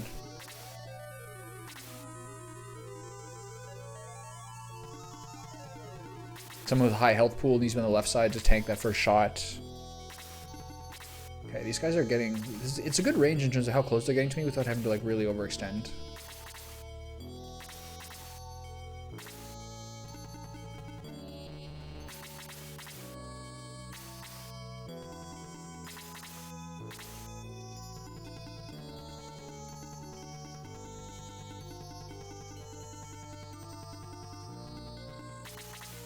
I'll let them come to me.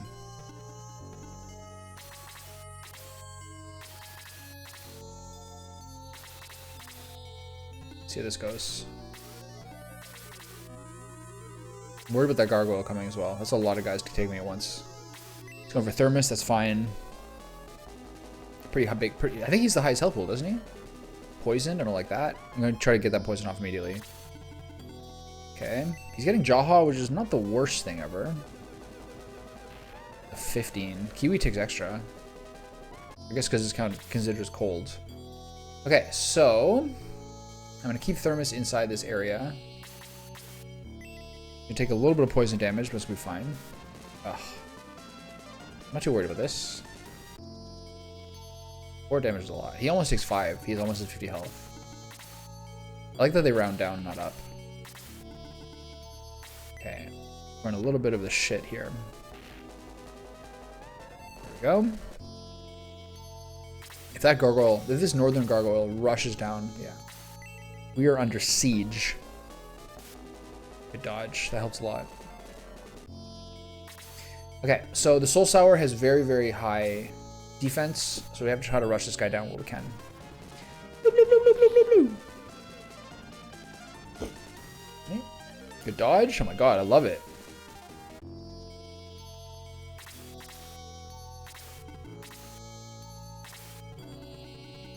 I'm gonna do Detox first.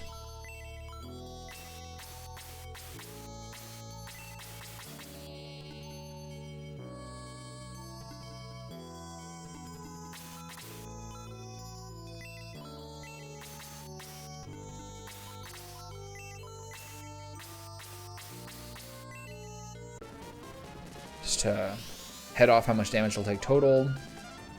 Obviously still worried about Sarah. I need to kind of get her in the middle, surrounded by dudes. Attack wherever you can. And take down whoever you can. Boop.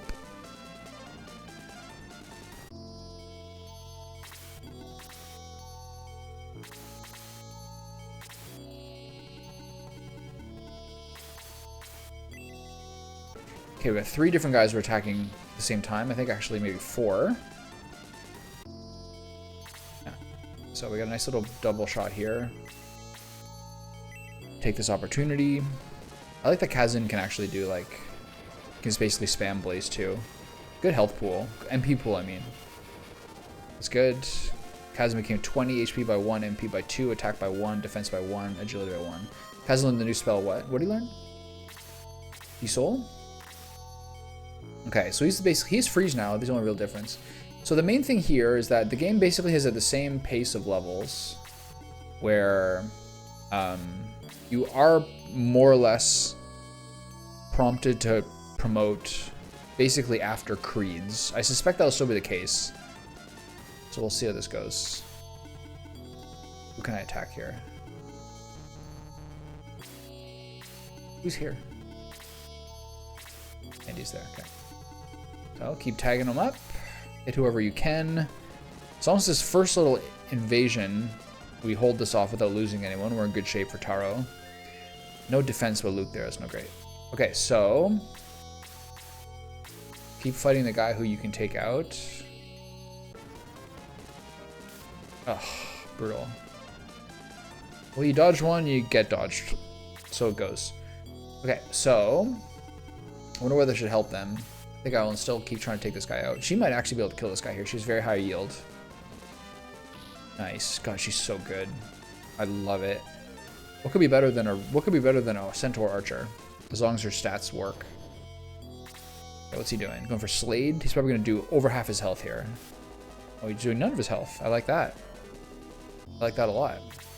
Okay, so 1 down. I'm going to go keep him at a range and fight him. Problem with that is that she might get killed here. So I'm going to block this guy in. The gargoyle doesn't try to kill Sarah. 20, nice. My 2 blondes are my highest damage characters. Coincidence? I think not. Jaha's getting kind of boned here. I think I heal with him. Alright, let's see what goes. Oh my god. Jaha, the power axe. Amazing output. Amazing experience too.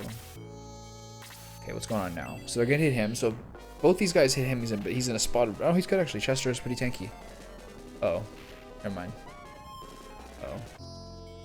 If that gargoyle gets the next turn, we're in deep trouble. Oh, that's so unlucky, man. Miss this, please. God damn it. What are the chances of that? It's so crappy. Alright, big guy, get in there. God, that's so rough, man. Well, whatever. Can't do anything about that. Remember the mod write-up saying there's less likelihood of double attacks. If this is less likelihood of double attacks and counterattacks, then it must have been just absolutely virulent in the original game. Depends how much they lowered the chance by. These guys are so tanky. He crit him for 11 there.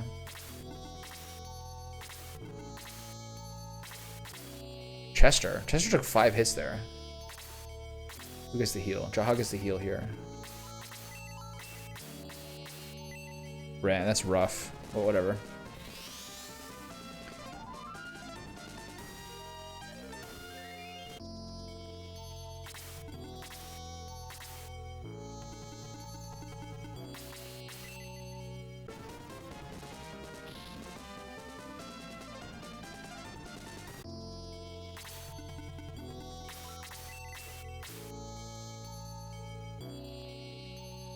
wonder if Freeze will kill him.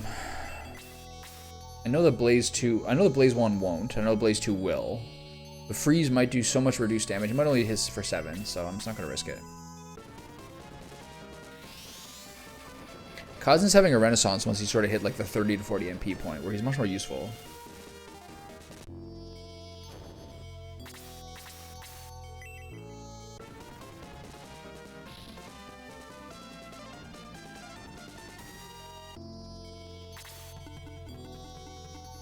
Okay, so we now have 10 people, so it's easy to split into 2 groups.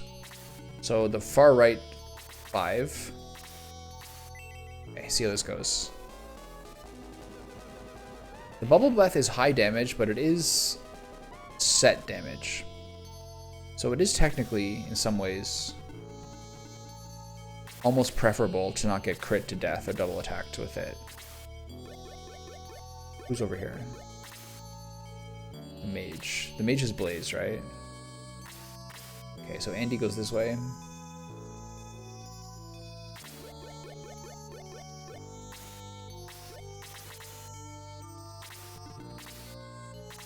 Flying guys and the hero go this way.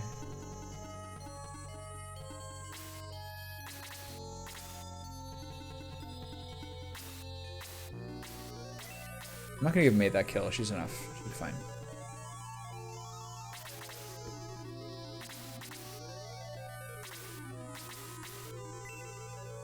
I don't mind Peter getting this kill. That works out well.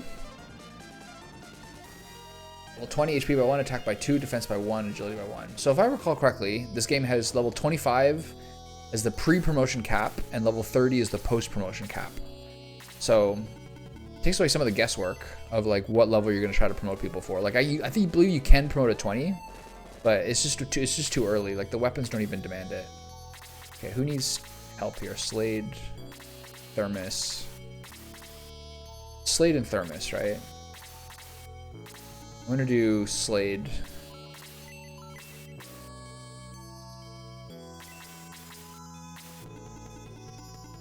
Because Thermos can survive more hits. Slade cannot. So it's just the way it's gotta go.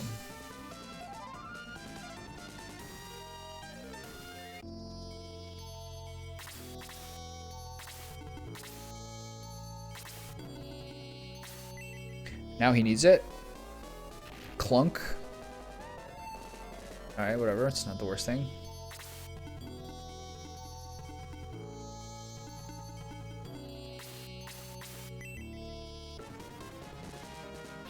Alright, cut him up, boy.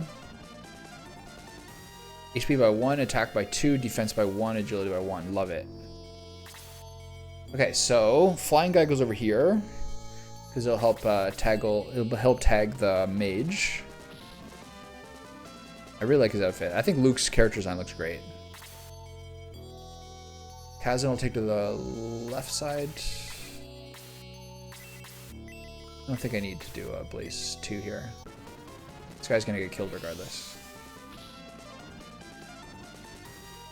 I do think he takes reduced damage from ice though. I'm just gonna go tag this guy.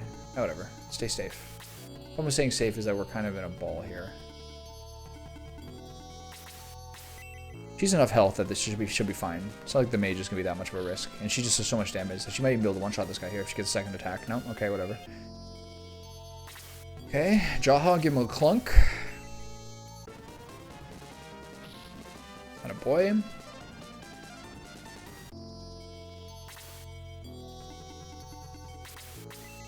Keep spread out so Blaze 2 is not too impactful. I'm glad they haven't given anyone Blaze 3 yet. I'm sure they will soon.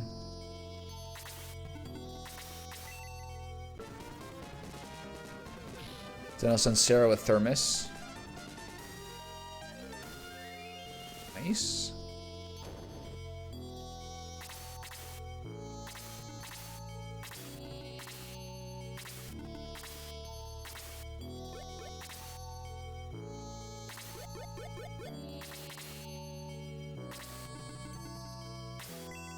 Really going for him here. Someone's gonna have to heal him, because Sarah's not gonna reach him in time.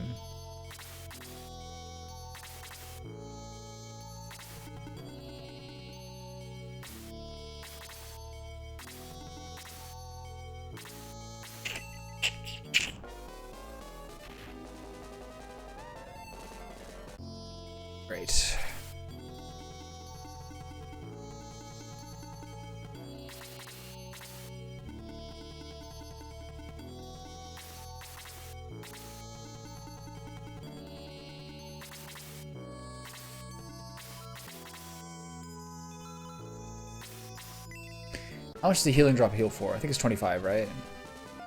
Yeah. Gonna have to do.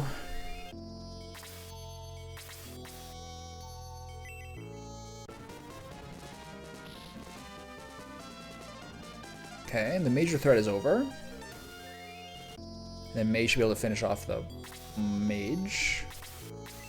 The master mage. God, she's so crazy right now. She did 21 instead of 24, I think because his land effect bonus changed. Okay, those guys should be able to tank all this. I'm gonna go here.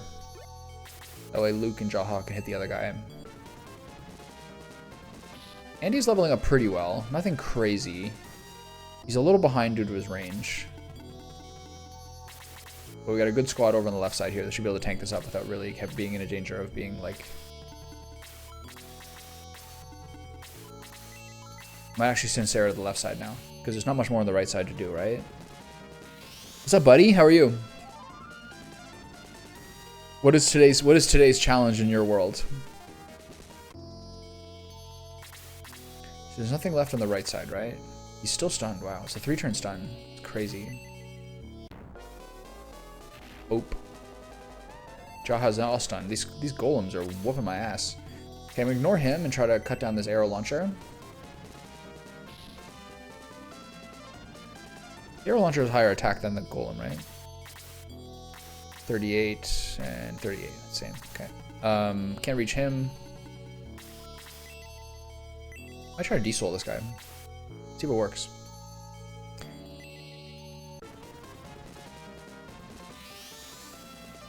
Shit, 12 mana for nothing.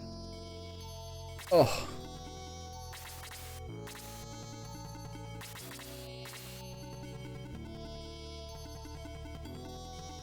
The left side, see if I can go help out. I mean, we don't need that mana or anything. We don't really need that mana anyway, because this game is great enemy design. Some of like the best sprite work, I think, on this game is some of the best sprite work on Sega Genesis for sure. Really good. And it just looks so beautiful, like on this screen here. Each level has its own background. Really good. Especially once we get to the promoted level too. This game works where like I'm at level 20 now, and once you get to level 20 you can promote to like they're basically like their second design. And then at that point then they start to get much stronger and get better levels. And so these all look pretty good, but once you get to like the promoted models, they look amazing. Like this guy right now is like a little turtle with a little hat on, but once he promotes he turns into like a gigantic monster. Really cool. And becomes like actually a good character. That little tortoise is sort of like a meme character in the initial game, where he is so bad pre-promotion that it's basically not worth using him. But if you do promote him, he gets quite good. He's one of those guys who's very, very high tankiness but very low attack, very low health. So he becomes quite good, but his health is so low that he just gets one shot by everything late game when it comes to spellcasters. Not really worth playing. Let's see if freeze actually is reduced damage to these guys. Yeah. Okay. So they're weak to the clay golems are weak to fire. Excuse me.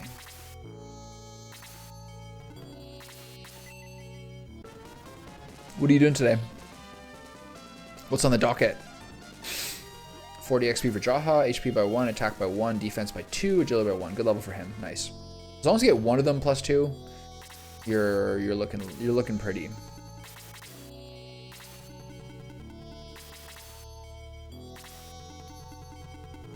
Okay, stay around here for the heals from Sarah. These guys are gonna keep rotating. This guy's full health, so we can go over here.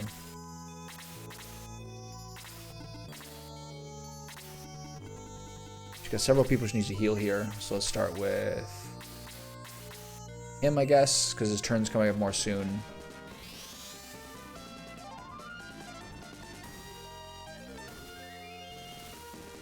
You play some ARAM with your friends? Hell yeah. The classic League meme is that like the enlightened The enlightened ascended league player is the one who only plays ARAMs and does always really, really well.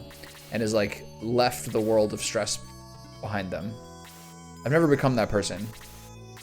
I always convinced myself that I actually should play the other game to keep my like skills and brains up. But the truly smart league players are the ARAM players. It's 100% true. What's up, Annie?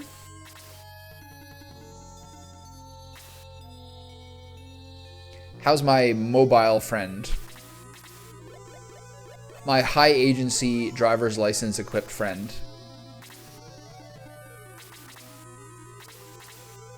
She's leveled up. She's promoted.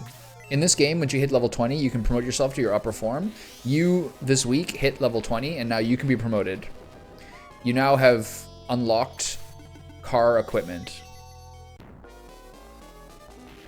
Oh, I've been smacked. Yeah, Sakamon, there you go. ARAM is like no macro. I agree with that. But it's also less stressful. Like, I was just watching like the Caps Reflections interview with Thorin, and like the big problem with like that Golden Age G2 team was that like no matter who was playing AD carry, they were the one whose like morale was terrible, and like they were the one who were like dying over the course of the season because they had to play solo queue AD carry. And I'm very, very sympathetic to that. There's no role that makes me want to kill myself more than playing AD carry in like a solo queue game. Because not only does their whole team dive you and kill you, but like your support, if you don't vibe with your support, like it's just the worst game experience ever and you literally want to quit. So yeah, ARAM takes away that possibility. Being an AD carry in an ARAM is fun. AD carry champions are fun, it's just the role is like horrifying. Okay, Geralt's gotta get out of here. Can I heal myself? Oh, no heals. Promotes to a valued employee. How goes SF2? No bugs, I hope? No, it's going well. Yeah, so far so good. It's not that huge a difference. It's basically like a gameplay update with a different script with like some balance changes, but so far so good, yeah. I still am saving on 2 slave slots constantly, so hopefully there isn't some little soft locks. But there seems to be a much more advanced community. I think I got unlucky with the mod I did for Shining Force 1. But yeah, it's been good so far. Fun game. Maybe we're gonna pull back here.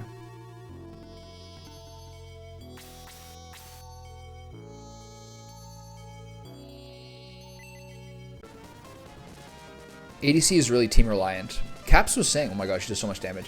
Caps was saying that AD carries was actually really, really fun and competitive because like the whole team is kind of playing around you to some degree, and like how you do is extremely fun. But like just in a solo queue environment, like your practice is like horrifying because this is so hard. Like you just get abandoned. Like he's like, you play an AD carry and your support locks in Sona and the enemy support locks in Nautilus, and you're like, well, what am I supposed to do now? Like GG basically. 3 hours to burn till work. I'll tinker around with the layouts. Nice. Have you given any thought to when you'd like to continue our culinary adventures?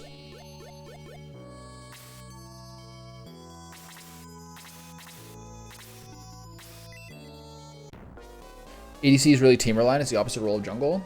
Yeah, I guess jungle is like the most independent. You are kind of like the guy who makes or breaks the team. But eventually, like jungle does tend to scale badly as people start taking your camps. At that point, you're kind of doomed, I think. At that point, you gotta hope that you like really get enough ahead. That's why people who are like, that's why most like toxic but successful climbing players in solo queue who play jungle play like hardcore carry roles and just farm it out. Because like you have to be able to continue to be strong the entire game to play like Graves or Karthus or like Viego or something. Because eventually, I don't know, if you're playing like Sejuani or Maokai or something like that, yeah, it's nice to gank, but eventually you're just like press R button basically. Down for Friday morning, 100% healed. Prepare for trouble. I can't wait. I can't wait to throw bread. I can't wait to throw burgers at you. Maybe some lettuce. Overcooked is so fun. I'm interested in playing like the online version. Maybe we can do like a 2v2 against other people. I wonder how it works. Okay, so I gotta get Thermos over here so he can be close to the healer because he's the only person who can damage this person. How does this work? Let's find out. Gotta just get the whole team together here.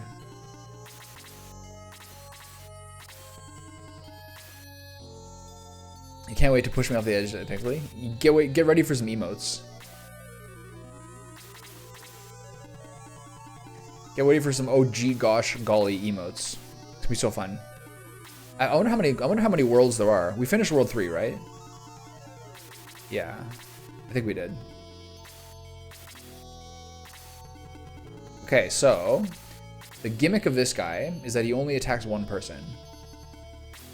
And the only person who can damage... No, sorry. The gimmick of this guy is that only one person, my hero, can actually do damage to this guy. So, let's buff him up, heal him up, and see what happens. When you play jungle, the whole team rely on you. Lose the lane, blame the jungle. Yeah, yeah. Jungle is like the number one role where you should mute your team. And just try to play, like, triage. Like, who you help, who you don't help. Generally speaking, what everyone always says in jungle is, like, you should help the winning lane and abandon the losing lane completely.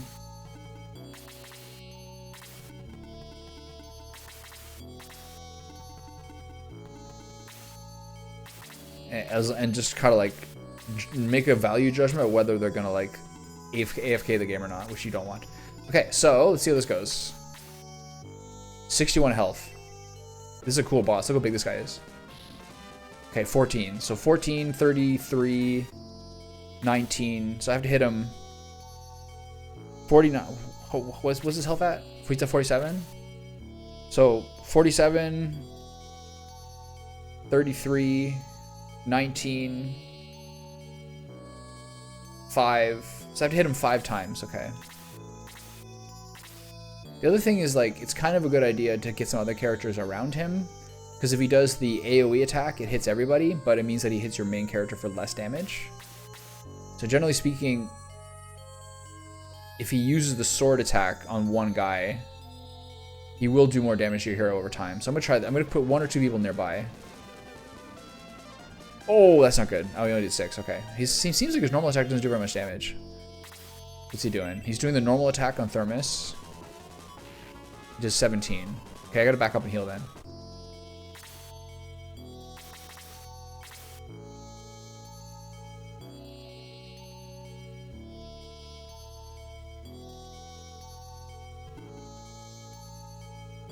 I can't get in range to heal him, so I'm going to have to pull him back. Problem is the boss gets a lot of turns. That was a lot of damage. Stone idol up here? What? Game's glitching. I heard about this being a bug, that these guys you can't see till they move. Okay, it's a bit spooky. I'm gonna heal Geralt. Can't. What's happening here?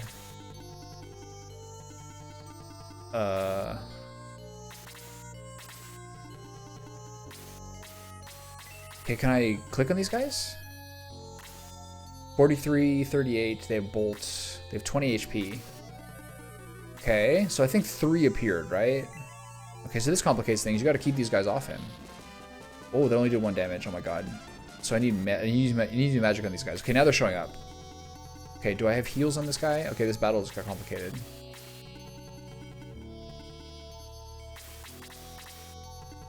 I really need my hero to get a turn.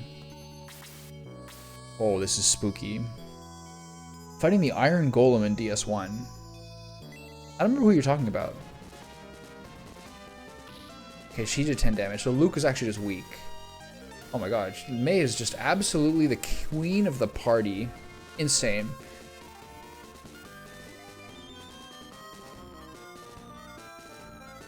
Ah, I love it. Okay, I gotta back him off. Get a heal. Should I heal myself? Can't.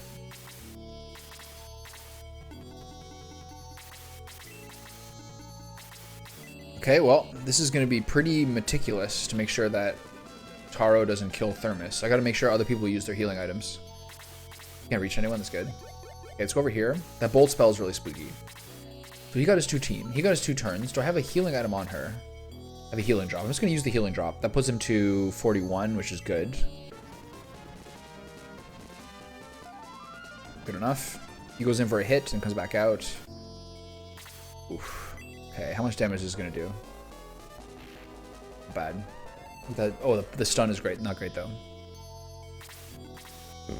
Okay. They're very slow though, that's good. Okay, let's go tag these boys a little bit. Okay, let's do a quick survey. Who is healing items? Luke, May, Peter, Andy, Jaha. Okay, so other people have to heal my hero as well.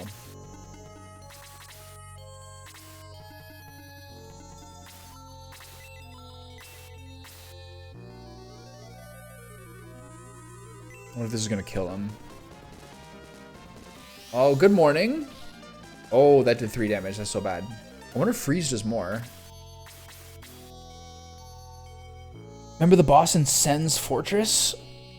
Not really. Sen's Fortress is a place that's full of like tricky, annoying things, right? Like swinging bolts and like conveyor belts and like drops. Is that Sen's Fortress with like the lizard men?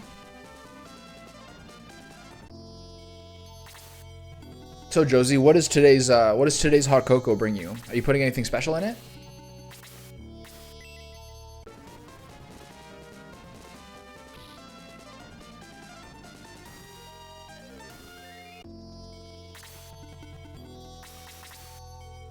Okay, so you're back. Go tag this guy again.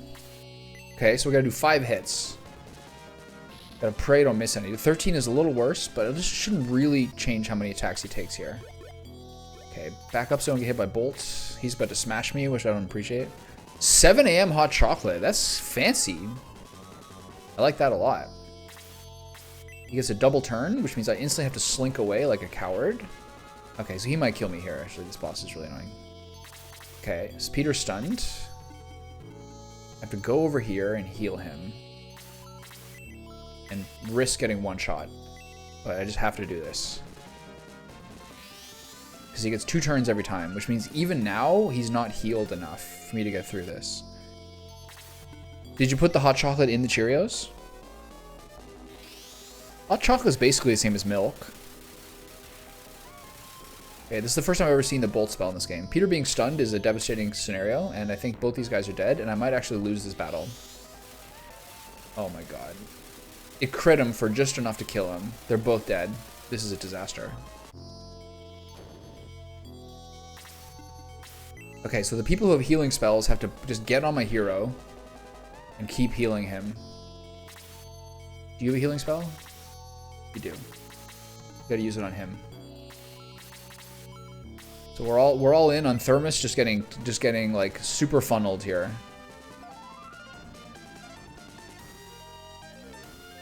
No, I mean hot chocolate instead of milk. It's only double milk if you put milk and if you do double volume milk and hot chocolate. Were they apple cinnamon Cheerios, honey nut Cheerios, or plain Cheerios?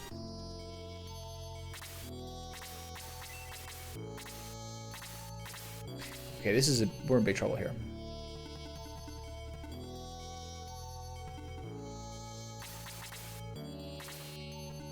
Okay, take out this idol.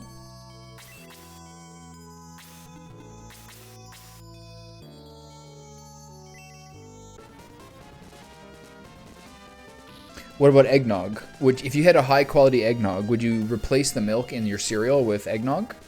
What do you think about that? Now that'd be a nutritious breakfast.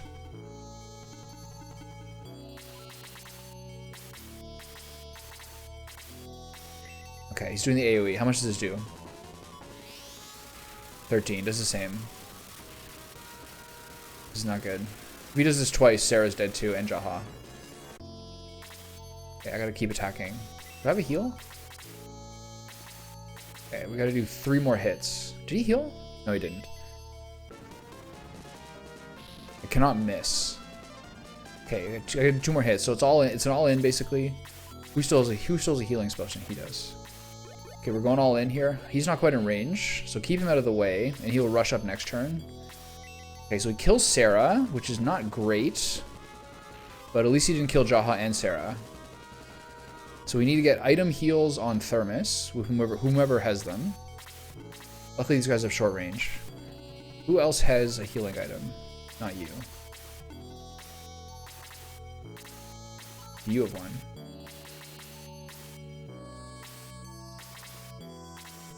You have one. Yes. Okay. So we gotta keep Thermos alive for 2 more hits. This is gonna take him to 43. I'm feeling very nervous. I can't lie, I don't know why I like plain Cheerios instead of more than honey. It's hard to say, man. I think plain Cheerios, Honey Nut Cheerios, and Apple Cinnamon Cheerios are all like absolutely insane. They're all so good. I'm gonna leave him here in case he saves as a distraction. They're all actually so good. Maybe you have like a nostalgic thing, but no matter what your Cheerio preference is, all 3 of them are like incredible. There's like a cocoa-y chocolatey one. I never actually remember having that. Is there a peanut butter one? One of my snack hacks in life was putting like a spoonful of smooth peanut butter, like a large heaping tablespoon of smooth peanut butter, in a bowl of Honey Nut Cheerios, and it's like insanely amazing. 2 of my all-time best cereal hacks were vanilla soy milk in honeycombs and a spoonful of smooth peanut butter in Honey Nut Cheerios. Both of those are like crazy good combos. Those are my only 2 like weird cereal combos I made. They're both like crazy good though. Those are like classic college age experimentations. Okay, so he's choosing to kill May instead. So I think we're in good shape. So as long as nothing bad happens to Thermos, like a insane miss spree or something, we're in good shape. These guys are spooky.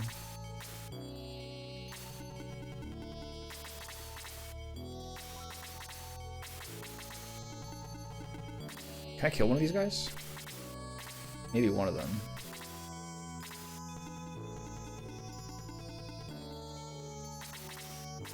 Okay, I think we're done.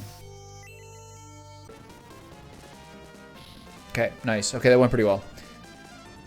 So hopefully this destroys the stone dolls. HP by 2, attack by 1, defense by 1, agility by 1. So what are you doing today, Josie? What's the plan? Thermos, you're much stronger than I thought.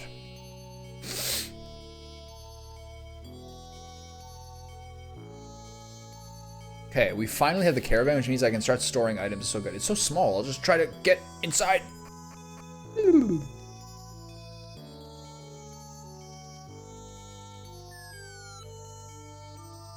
Alright. Oh, he's gone. So now I can store extra teammates and store extra items. We're living the dream. I hope he comes back. Did Road lie to us?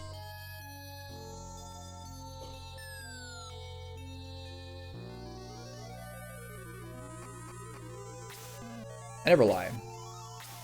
The ancients were, how should I say this? Great. No wonder the caravan is so small. It carries miniaturized people and items. I can drive this excellent vehicle. May I go with you as a driver? Road the Historian tags along with the force. What a strange invention. Well, at least we can bring a lot of soldiers with us.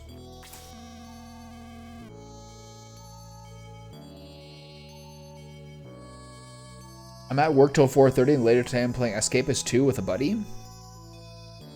Escapist 2.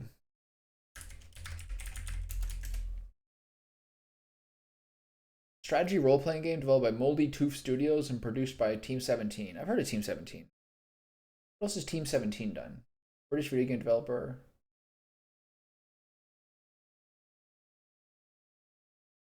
Alien Breed. This is old school. Kill frequency, Worms Rumble, Overcooked 2? Worms 4?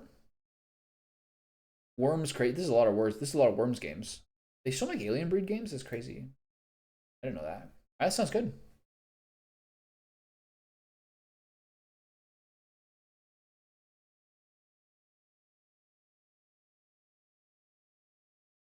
This is a simulation game in which players must navigate their time in prison in order to find a means of escape. From top-down perspective, players control a small figure through various aspects of prison life, meals, showers, searches, and violent encounters with guards and other inmates. Players can craft weapons from items, aka shivs, stun guns, whips, and are able to use tools, aka crowbars, brooms, pickaxes, to engage in melee combat with other characters. Prisoners can pummel each other to gain standing, resulting in dizzy star effects above fallen opponents. Character summons can make suggestive comments while inmates are showering. That guard's perfect on you. We're no strangers to love. Caught you looking, not now. Got a headache. Why do they know? Why do they say this in the Wikipedia? They talk about how the game works, and they're like, characters can sometimes make pervy comments. That's so weird. That's so crazy. Like RimWorld.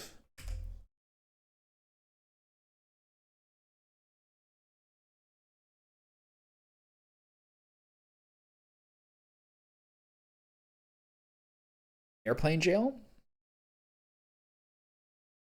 This looks fun. It's great. I love that. I'm happy. Oh, that's right. Well, never mind then. I wonder what adventures we'll find with this caravan. Okay, nice. We finally get the whole squad. What's in here? Healing water? What's the healing water? I think it's just a full heal on one person.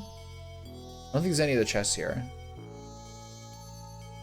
Do I know your friend you're playing with? Is it Monkey? Is it one of your other friends that you often will be there when you're streaming?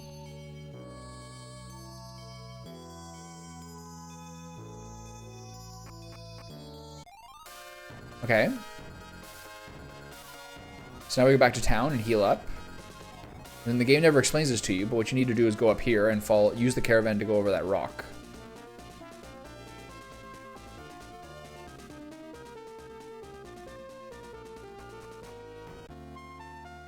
Who's this? Are you the boy who killed the legendary Kraken? I got to Hassan thanks to you. I didn't know this was such a dull town. Whoa, what's that? It's the caravan, an ancient vehicle found in the shrine. I love interesting things like that. Wow, you found it? I want to go with you to see some more interesting things. Rick has joined the force. So is this the first person who's an extra member? Oh, I know Bluey. Bluey is who you played... I don't know him, but Bluey is who you played Elden Ring with in the multiplayer mode, right? Okay, so is that the first person who's in my... What's up, boy? We get to a... What's this guy? Flail? Rogue Arrow? Power Spear? Buster Sword? These are like... These are items. I can't actually use these. Interesting.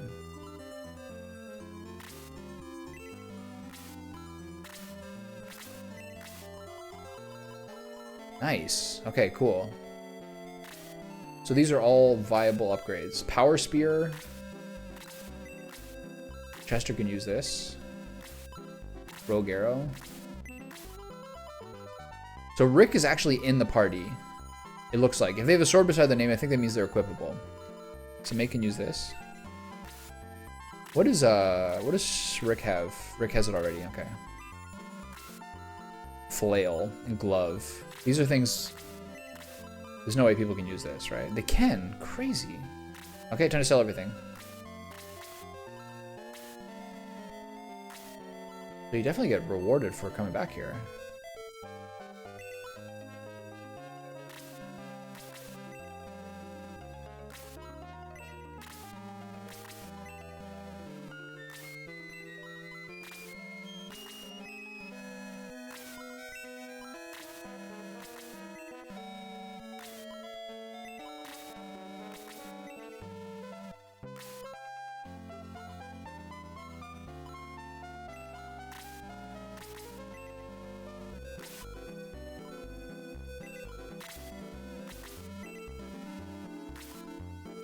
Okay, so time to rejig everyone up with our tons of money.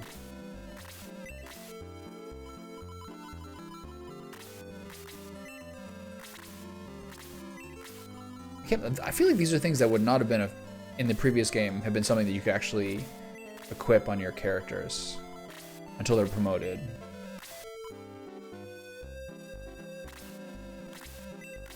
How do you know that? How do you know that guy? Were you guys friends from high school, or like you know? You guys are probably friends from like where you live now, right? It's hard to remember the Josie timeline. It seems like there's lots of moving around going on. So is this actually better for him? This is better than the Achilles sword. That's so crazy. Okay, so let's see who I need to res up. and then put some stuff in the tank. So is there other people now that have the caravan that I can find on the map in previous towns? I guess I can recreate and see what works. Oh, Bluey's an Unk? So what does that mean? What's that mean? He's 3 years older than you?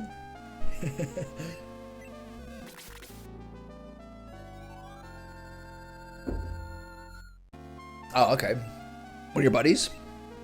Was he playing Bloodborne as well?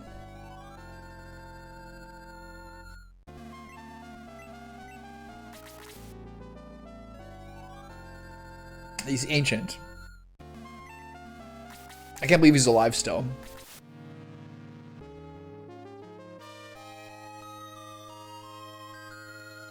He probably wears adult diapers.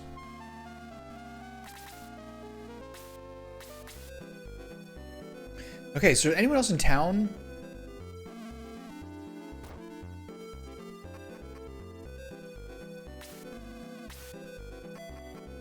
Yeah, he's ancient.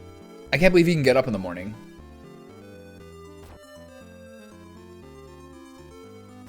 Is there anything else I need to do? Now that we have the possibility of using other characters.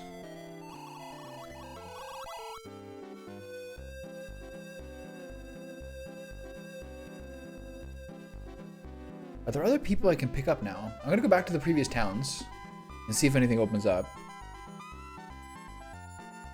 Oh. Anyone in the bar? No.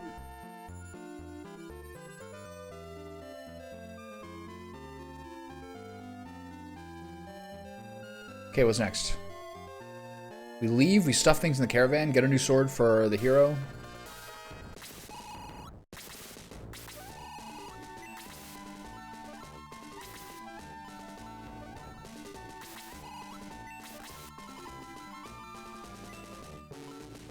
Okay, deposit the mithril. Deposit the power water. Deposit the pegs. Deposit the Achilles sword. Deposit the Pegasus wing. Nice. Deposit the... Keep the healing water. Deposit the mithril. Deposit the warrior pride. Deposit the bright honey. I still haven't used one of the MP restores. Deposit the protect milk. Those are all my permanent stat buff items. Looking forward to those. He's fine. Deposit the mithril.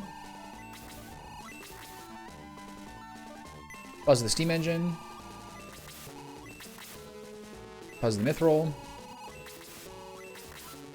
That should be everything, right? Nice. Okay, good. And we get another centaur. So we're now until...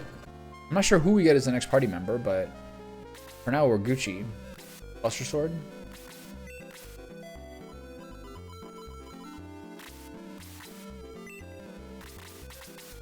Okay, nice. So let's finally have some room to deposit some healing items.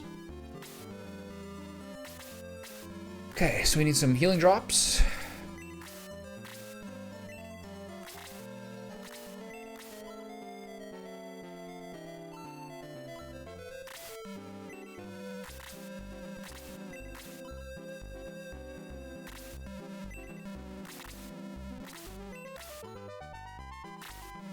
Wow, this is such a relief. Getting the caravan is like the greatest quality of life improvement in the entire game. It's so good. I got a good feeling right now. Maybe it's my morning sauna. Maybe it's like the after effects of my like little nicotine pouch. Maybe it's the second coffee. Whatever's going on here, I'm just straight chilling. I got waves of good feeling going through my young supple body. All right, so we're good to go. So now we go.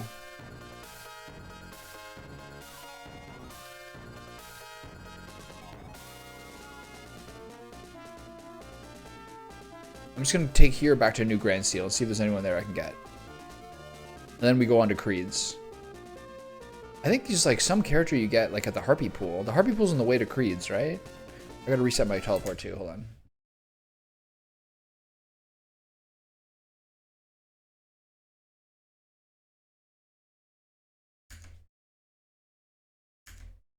Did I feel like a snack?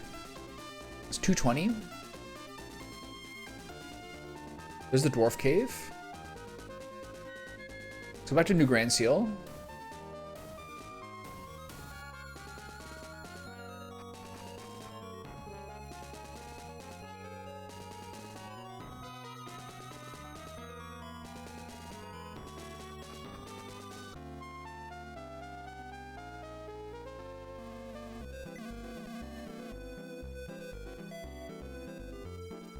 This guy lied and said this has to be finished with B. The guy said this house would be completed when I turn, but he's totally lying. What a punk.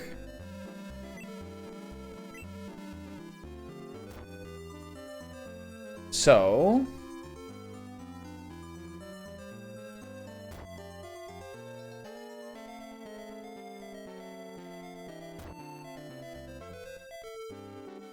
Any new wrinkles here? Say hello to my mother. You're leaving again? Of course I will. Take care of my son. Hope Sarah changes your job. Make sure you do things. Okay.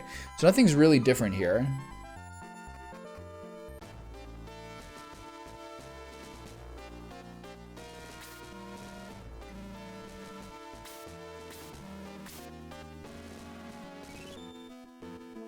Okay, so at this point, since you're not necessarily supposed to go back here, there's something really new here.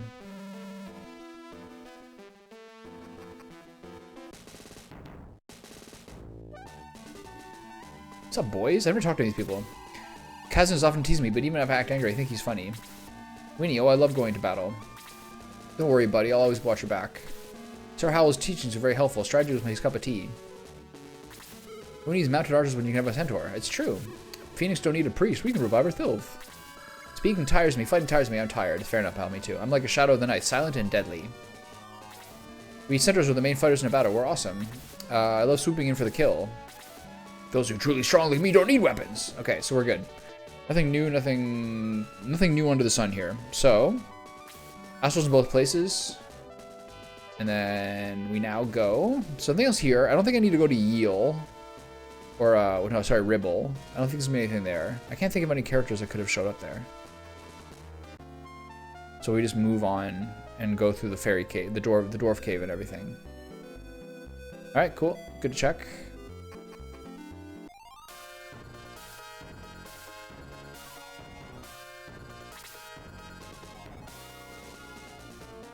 Probably have to like review which mithril places are in the game.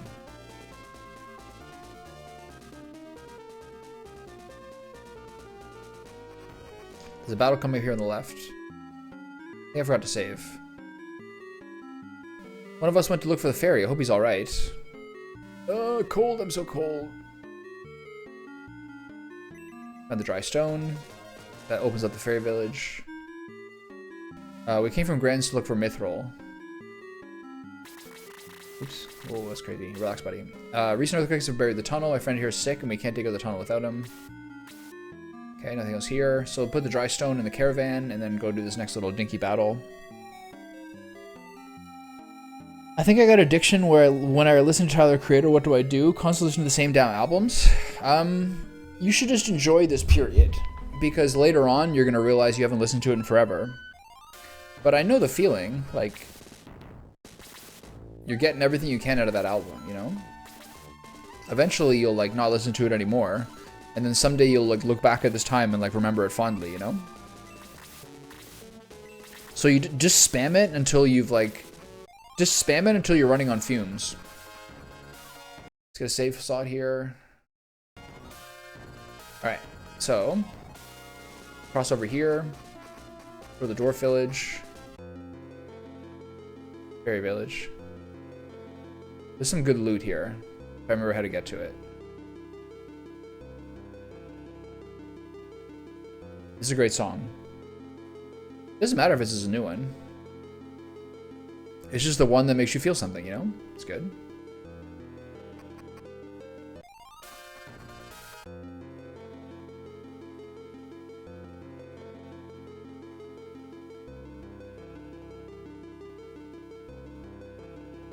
So I know this treasure is in the brush here. Where do I find it?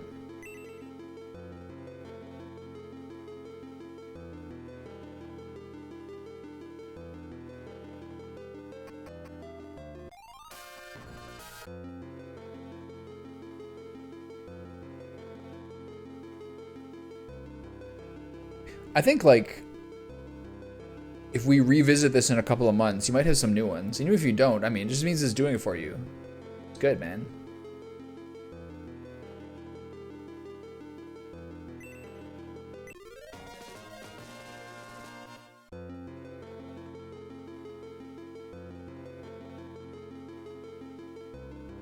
Some people, like, dip through, like, random Spotify algorithm playlists and have, like, no choice and agency in the music they listen to. It's so much more fun to, like, actually listen to albums and, like, over time, like, actually, like, get down to them, you know what I mean? I'd rather do that any day.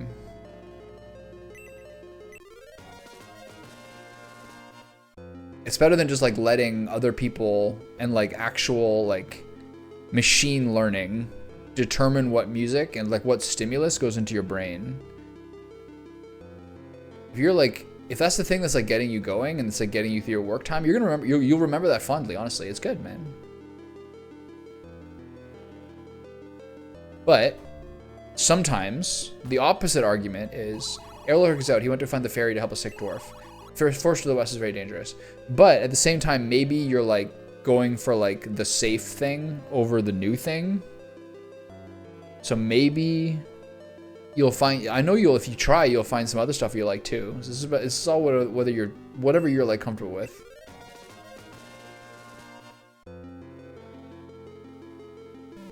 Fairy? She's not returned from Creed's mansion. They say a fairy lives around here. Do you know her? It's nice to see other elves around. Friends of Kazan and Sarah are always welcome here.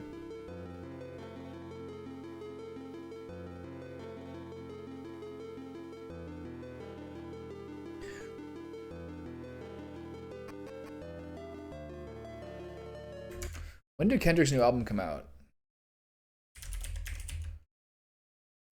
What's his most recent album?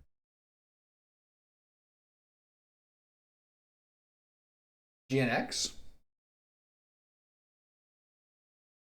Yeah, the most recent one. Mr. Morale and the Big Steppers I listened to, like, a lot when I was living in Toronto during, like, that sort of, like, end of the COVID period. I listened to it, like, a ton of times. It felt like it was, like, more smart than it was enjoyable, you know what I mean? But it was still, I still enjoyed it. To Creed Mansion, only the fairy knows how to get there, but maybe Elric knows because he's a friend of the fairy. And the secret book. Okay, so we got all the secret promotion items now, I believe.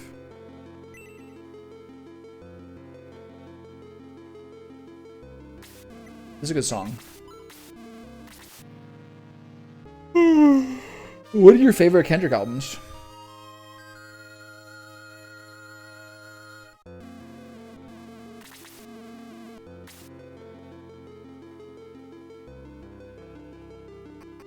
Good Kid, Mad City. Okay. We got all this stuff covered. I got some more stuff to put in the book. We got a little random battle about to come up. We're looking for Elric. Elric is being attacked by the Harpies in the dungeon to the west. So we're good. Back to the depot for the millionth time. Bigger ball. What's a fairy tier? That's an MP restore, right?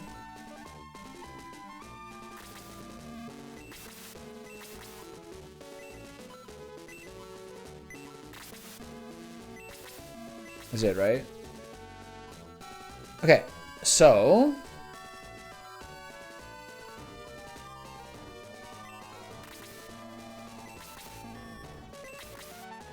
is there other random stuff which should be in the bank, which I'm not using? There's probably another ether essence somewhere, isn't there? Someone probably has one that's superfluous. Him. Okay, cool. On to the next battle. Call me if you get lost. I've been growing a lot, me. What did you miss? You missed a lot of rap album talk. You missed us talking about League of Legends. You missed the Taros battle, which went pretty well, honestly, overall. Now we've got all the secret promotion items. And then about to fight this one here. So we're chugging along. How's your workday going? Okay, so Gargoyle up there. There's some new... oh, wow. Wow. Absolute flame. There was a wrinkle in the Taro battle in this mod that once you start the battle against Taros, against just him when he only left, these stone idols show up on either side that have like this familiar model from the guys you fight later in the game with 4 fists. And they only move 1 space at a time. They have 20 health, but extremely high defense. And some of them, your guys only do between 1 and 10 damage of their 20 damage, and they have bolt as well. So basically they're closing in on your party as you desperately try to kill the main guy. It worked out pretty well though. I just basically like threw all my guys toward my hero and just like used healing items after Sarah died. And we got through it. It took 5 hits to kill Taro.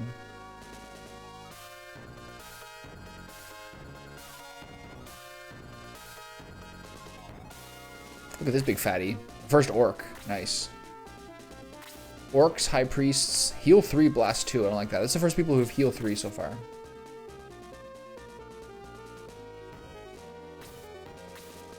Yeah, when the stone idols showed up on the screen glitched. Like the bottom third of the screen was like glitchy code symbols, and they were invisible until such a point that they got their first turn. And once they got their first turn, all 4 of them then showed up again. Real weird. All right, so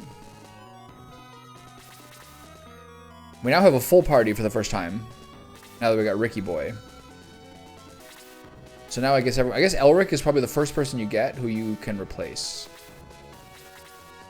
I don't know why. I'm not sure I'm going to use Elric though. I can't imagine it really happening. To be able to damage to him, you have to pass a bunch of checks. If it checks if it's that map, it checks if it's that battle, it checks if you're attacking Taros, it checks if the Achilles Sword equipped, and it checks if it's Bowie.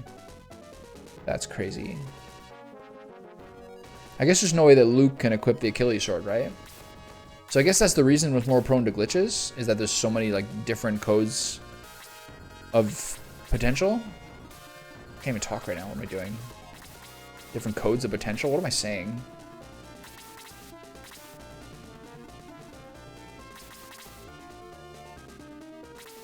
Okay, it doesn't look like there's a leader in this fight, so we're just kind of going across the way, and this is one of those repeatable battles, if I recall correctly. I think it procs like 2 or 3 spaces to the left of the fairy village. We finally got our boy Rick here. Love that. Really? That's crazy. I like that though. It's kind of cool. It's the only battle that's like that.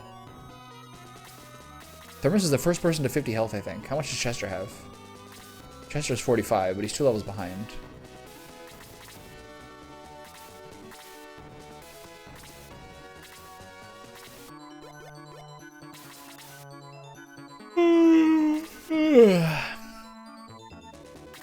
I'm feeling extraordinarily chill today.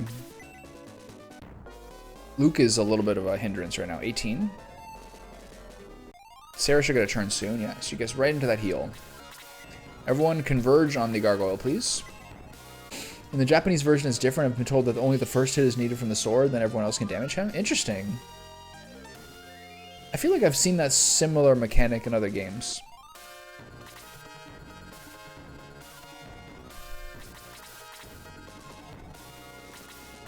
I feel like that's happened in other RPGs I played. You break through the magic shield. That's how they've done the boss in Sega CD, in Shining Force CD. I played Shining Force CD. In 2022, I played Shining Force 1, Shining Force CD, and Shining Force 2 all in a summer on my phone. Shining Force CD is the 2 Game Gear games combined into one, right? That's how it works? I have very little memory of it. It had a lot less like free roaming. It was basically just like a battle gauntlet, wasn't it? That's the way I remember it.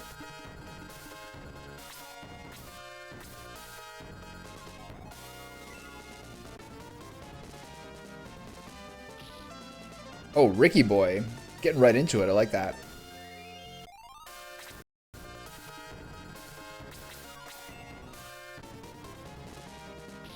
Yeah, right.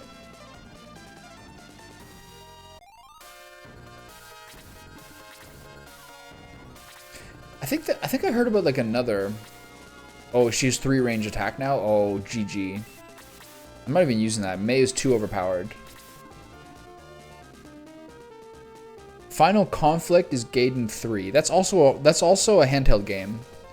And it seems to be one that a lot of people who are like Shining Force enthusiasts really seem to like. Because when I was playing Shining Force 1, some people who kind of like dipped in when I was playing it were saying that Final Conflict has this like extra story and stuff like that that kind of like links Shining Force 1 and 2, and a lot of people were recommending it as a game to play. Maybe someday. Maybe someday I'll play Demon Souls too. Maybe not though. What is that thing? What is that mage called? An evil countess. Freeze 2. Uh-oh. That's the first person who's Freeze 2. Alright. I'm going to hold steady here and let him come to me. Jaha is very tanky, but Jaha also is very low HP.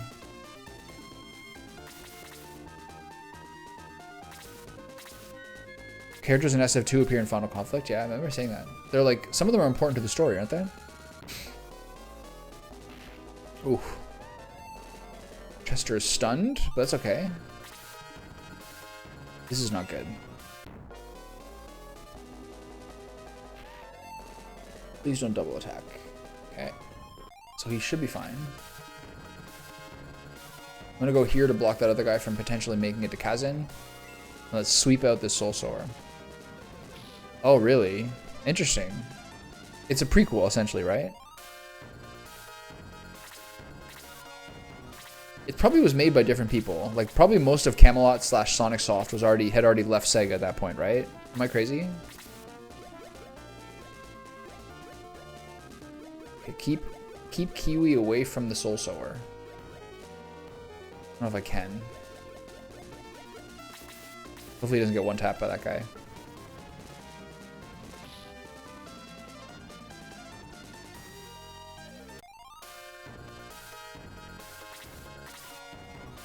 But what about Final Conflict?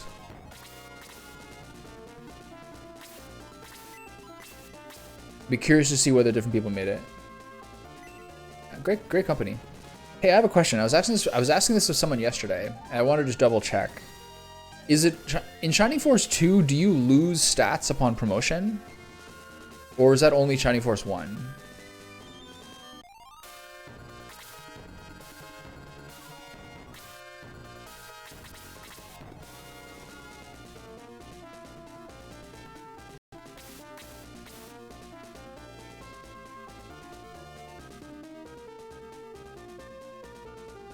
Wow.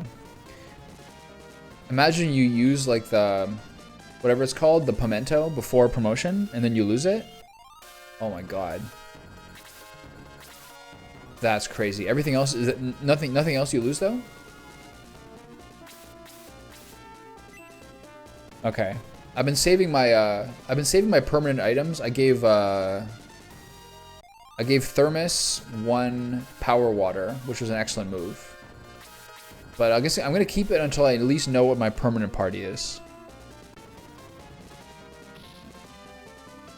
We're getting to the point now where the level cap pre-promotion in this mod is 25. So I suspect, as per usual when I play this game, I'll kind of like hold out until after the chess battle and then promote after that. It's normally the way the cadence feels best. That was the other thing I was wondering. Hold on. Please don't kill Andy. Okay. So the game checks what your stats are and where they should be and gives scores based upon that. So if you give boost items early on, might not get as high level ups later on. Okay, yeah, that was the thing I was wondering about as well. So, good to know.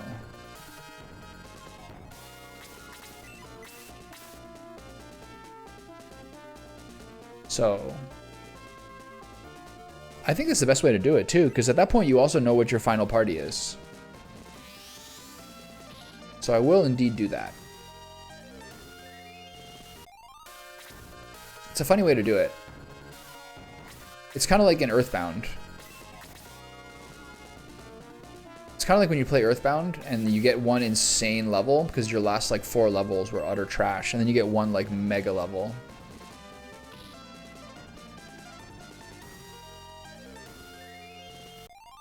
It's worth it.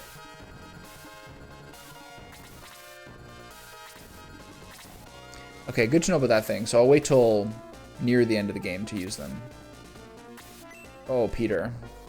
Please be okay. Yeah, you're fine.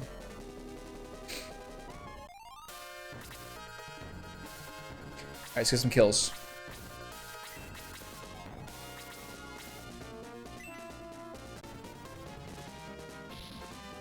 Yeah. I mean, it's good to... Do you usually use them on... Yeah, it's for sure. I mean, it's good to have them, like, feel more relevant than they have been. Peter does too much damage for that guy. I'm gonna make sure he's close to Sarah. I'm gonna toast this guy.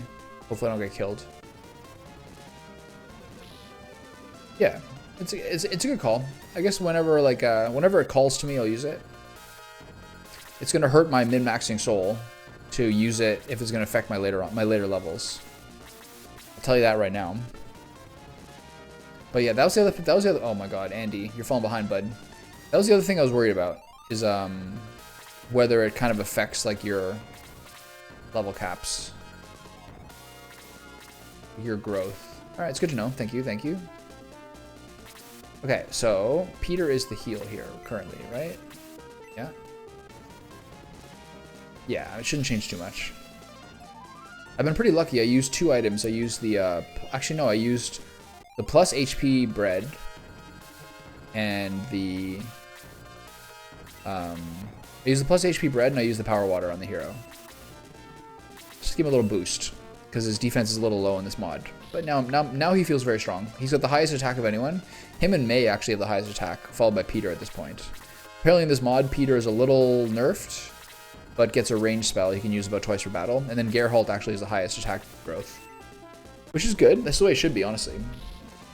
Because he doesn't, you know, fly.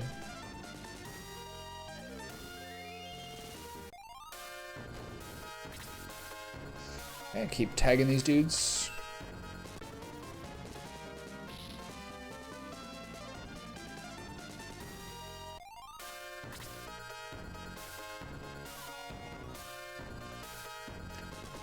I guess you could have just changed the one for at a battle, and that probably would have been sufficient, but who cares? Might as well do both. It is really annoying. The Mithril and the permanent stat boosting items are the 2 ones where like the save scumming element of it, if you're that kind of guy, feels pretty rough. So many of the Mithril items are just so bad. If you're playing like on an actual console, it's what a nightmare.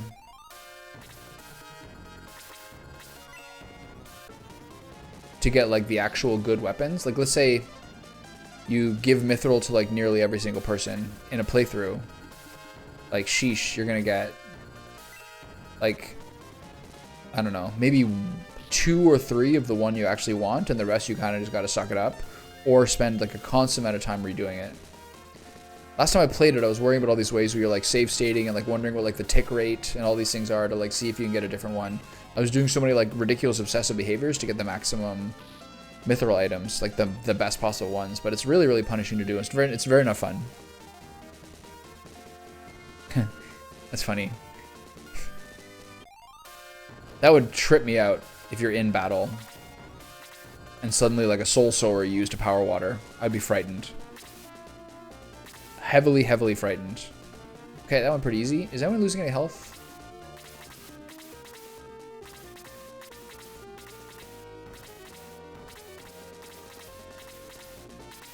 Okay, Chester is really toasted. Everyone else is fine. Okay, duly noted.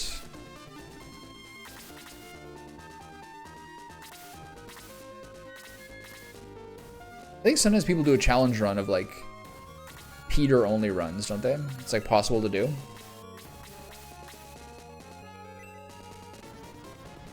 Yeah, I know. And like there's different probability.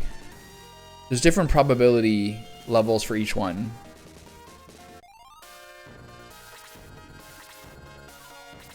Have you played any other SF2 ROM hacks also? I have not, Nick. I played an SF1 ROM hack when I played SF1 about a month ago. And I'm getting some information from Lavathor Gaming currently about his, which seems really fun.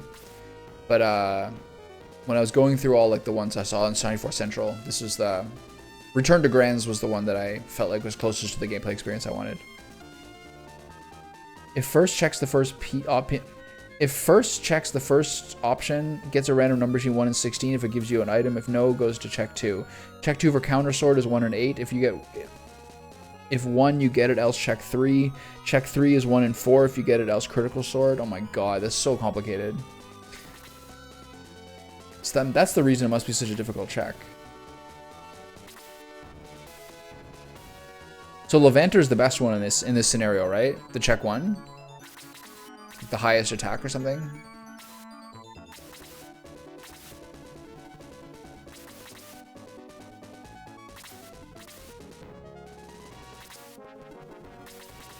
Wow, that's crazy.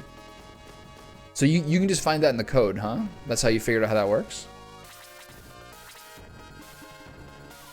I can't believe Mei has a 3 range arch, bow, arrow, without promotion. Interesting. I guess it partially is because they've changed the level, promotion level cap, or like the sequence or something. This is freeze 2. Let's see how much damage it does. Geralt should be immune to this. 11. Not immune to it, but he should be resistant to this. And more prone to fire. But I'm not sure whether that's promoted Geralt or both Geralts. So Levanter is 1 in 16, counter is 15 and 16, then 1 in 8. Wow. That's crazy. It was truly punishing to try to save Scum for however many pieces of mithril of like ideal gear. God, it was miserable. Okay, I have to watch out with Andy here, because that guy's gonna blow bubbles on him. Oh well, let's get in there. He's gotta get some experience.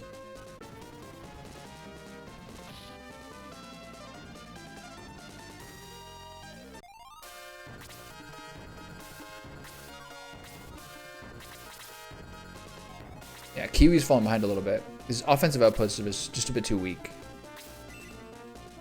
But, I mean, it's better than Kiwi is in the original game. So it's at least more competitive. His levels are pretty good. So who's she heal again? I think she just has to heal Chester again. Problem is she's going to be in the background. I'll heal Geralt. Chester can catch up. As Uma Thurman says, catch up. I like the Mithril RNG stuff. I never save Scum for that. I like the roll of dice and shove for joy when I get cool items. Yeah. That's the best way to do it. Otherwise, it's too punishment. Have you played the Shining Force 3 scenarios translated? No. I'm actually playing these games in order to finally play the Shining Force 3 scenarios. I actually never even heard about Shining Force 3, despite being like a lover of the games my whole life, until like 2021 or something, 2020. And then recently I've just been waiting for like the most recent version of the translation project to get released, which it did a few months ago. So now I've been kind of slowly getting through these games in order to ramp up to play those as well. That's the next goal. Probably sometime this winter, like probably in January or something I might play it.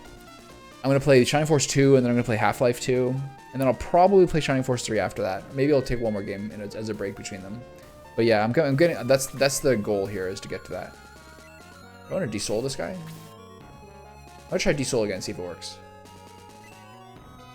It's my second attempt at desoul. The first one's a failure. Second one's a failure as well. 12 mana is not worth it. Absolutely painful. Okay, so we're going in.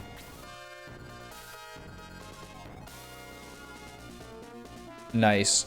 How many characters did you lose during the Mist Javelins? Yeah, Nick, I played, when I played a bunch of these games on my phone on Android 2 years ago, I tried to play Shining Force 3, but it was really buggy. Like, the sound was terrible, and there was a ton of crashes, so I eventually just gave up halfway, like maybe a quarter of the way through Scenario 1, but I was really enjoying it. The reason I was really enjoying it is, like, the game was scaling up really well, in that, like, early on, they give you very, very few classes, and you have, like, the tight group of 4 or 5 you start with. And then the battles were really fun. I'm really looking forward to playing it.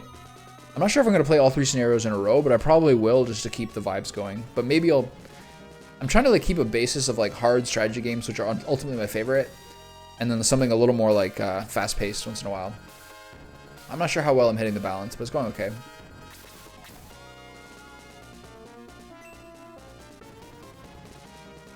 So who were your saviors on your permadeath run? And what difficulty were you playing? Was it, like, the vanilla game? See if I can kill this evil countess here. That'd be nice. So I had a scoring system, but yeah, I lost over half my force. What's the scoring system mean?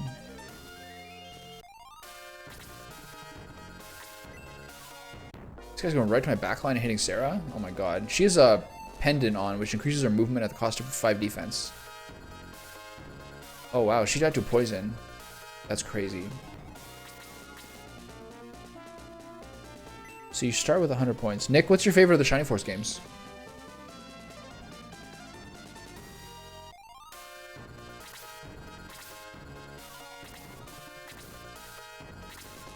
Okay, keep tagging people whenever possible.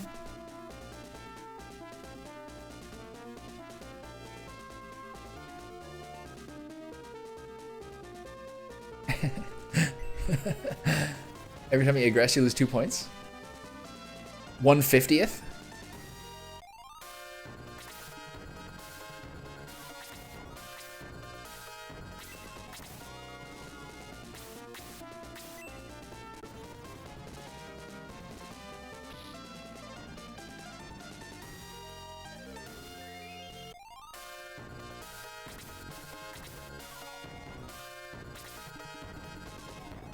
When am I gonna get a bolt spell? Probably after I promote, right? It's really weird that he has 14 MP, like pre-promotion.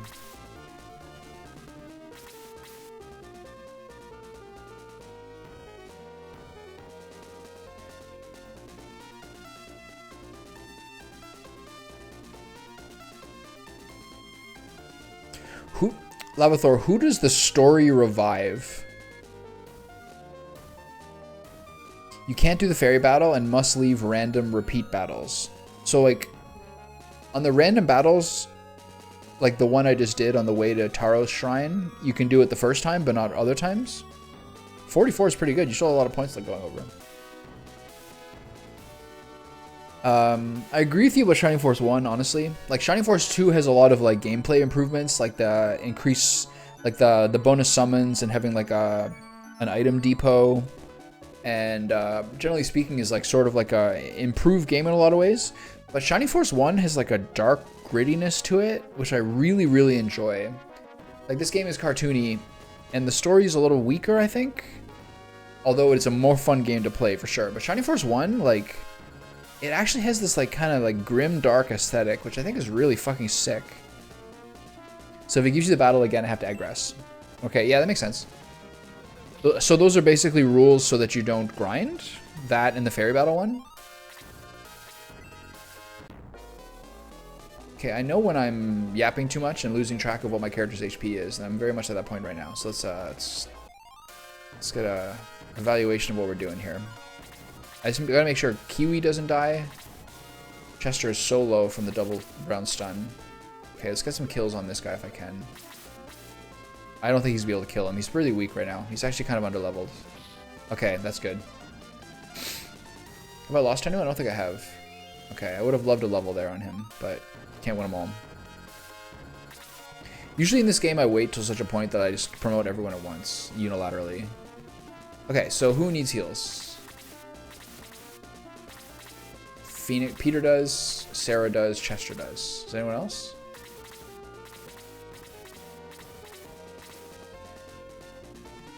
I can't reach Peter. I'm gonna not heal myself. I'm gonna heal Chester one more time.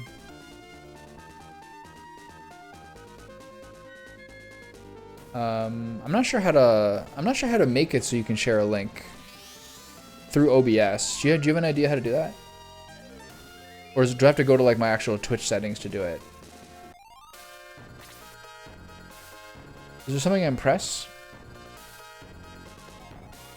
Is there something I can enable through the OBS settings? No, it just says triple asterisks. Ban, timeout, warn, mod comments, block report. How do I do it?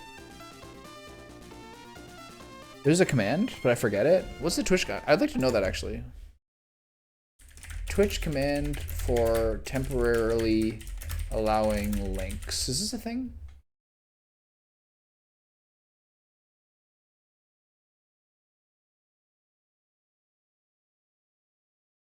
Permit. Okay. Let's test to see if it works.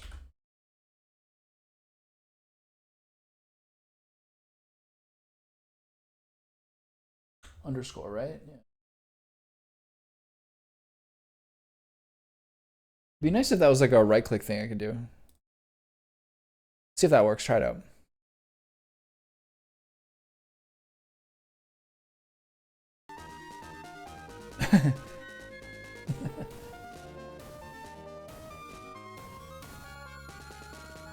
Okay, second try. I'm gonna try this through the actual Twitch channel.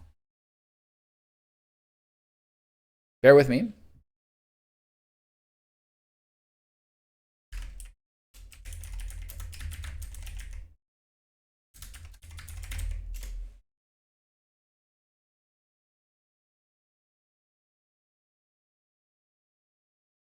Is that an L? It's an L, right? Not an A? Is there anything I'm missing here?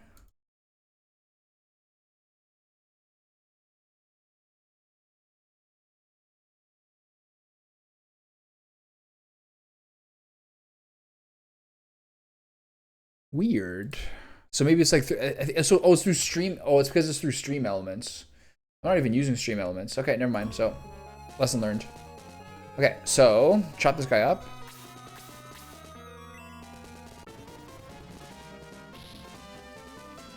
Stream elements just sort of look like a pain. I might look into it again.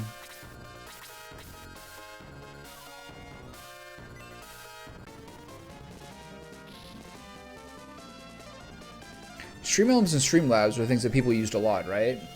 Help them with like notifications and stuff like that. That doesn't seem like strictly relevant to someone who doesn't have like a hugely busy channel. Okay, so is anyone dead? Let's review how we're doing here. No red names, mercifully.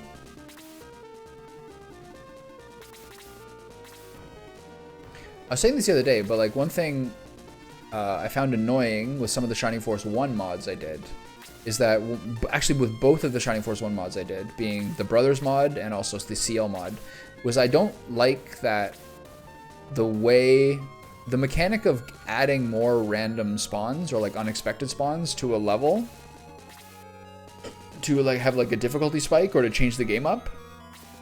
I don't really enjoy that mechanic. It works for some fights, like the fights it's supposed to work for, like Dark Dragon or like the Mollusk battle. But if too many battles rely on the here comes 4 more guys every few waves, it becomes wearisome. You're kind of like, all right, man, whatever. Here we go. It just gets, you get irritable at it because you don't really have like a sense of control in terms of like how you think the battle's going. I don't like that very much. That hasn't happened very much with this one. They gave me some new wrinkles with the Stone Idol, which I highly appreciated. There's been a couple of battles with some extra guys showing up, but otherwise not really. So I'm all for that. I think it should be. I think it's a mechanic you can use, but it's not a mechanic that you should rely on, in my opinion. Like part of this game is like to be meticulous in your planning. But having some flexibility is not the worst thing ever. Yeah, I saw that. What do you show? What is it? A link you want me to look at now?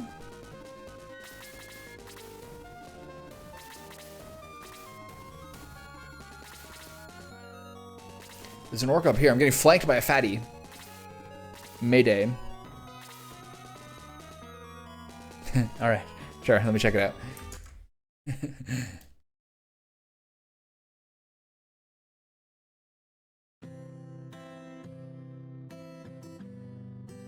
Oh, nice sad music. Oh, Luke. Everyone you gotta lose people on the Kraken. Janet, no. Taya, no. Sarah. Oh my god. Did he just get one shot?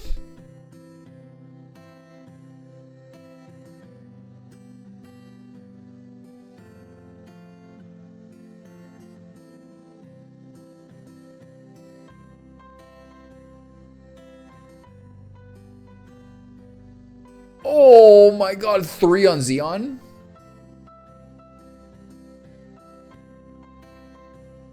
Every Peter one in a row? Good, that's a good editing choice. Put all the Peter ones all at once.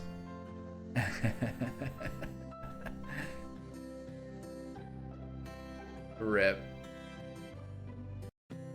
That's so funny. Why did...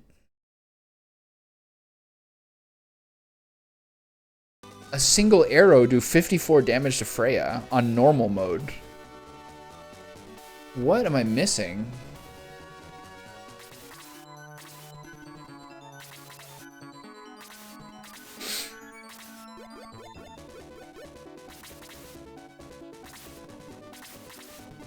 Yeah, fair. Okay, here's my last heal.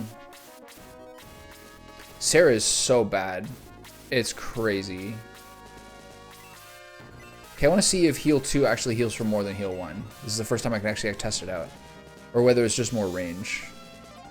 So it does heal for more. I wonder how much more it heals for. Probably not 25 if heal 1 is 15. Okay, let's take a look around. Try to isolate these guys and then hold off for this orc here if he's going to come up. Yeah, I swear to God, having played this game like all the way through like 5 times in my life, I still like never even think about land effect. Like in my considerations at all.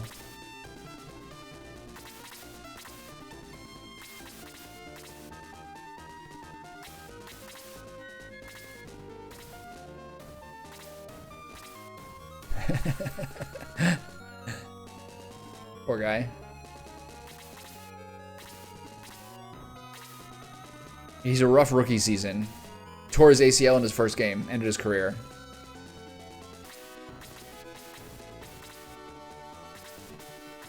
These guys are backing up. This means we go in. See the defense bonus between the two of them.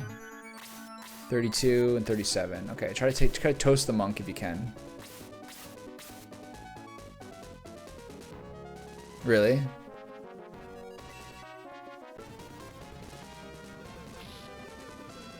I feel like Taya is like one of the worst characters in the game.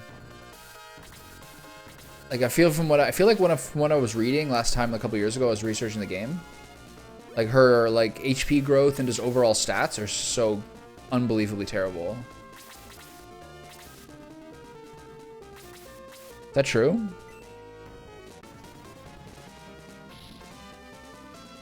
Like where would you say she ranks in like the list of people who could become a sorcerer?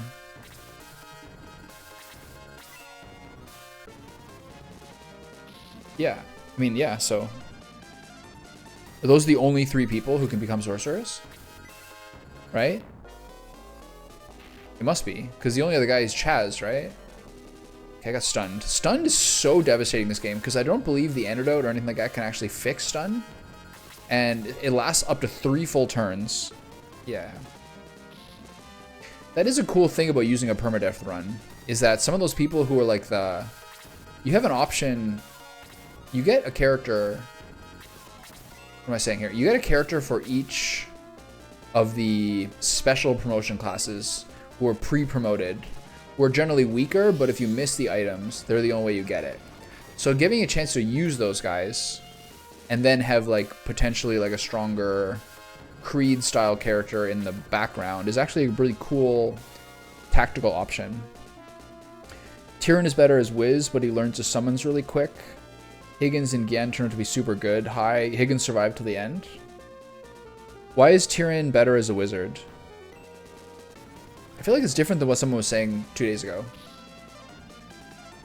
But mostly they were using like levels upon which you get your abilities as the primary consideration, which I don't think is everything. To me, overall stat growth matters more to me than which level people spike on their abilities. But that's up for debate.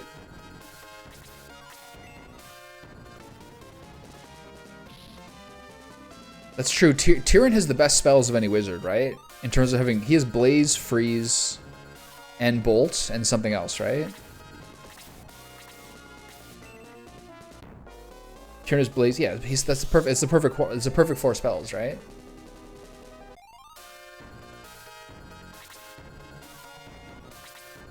You can maybe make an argument for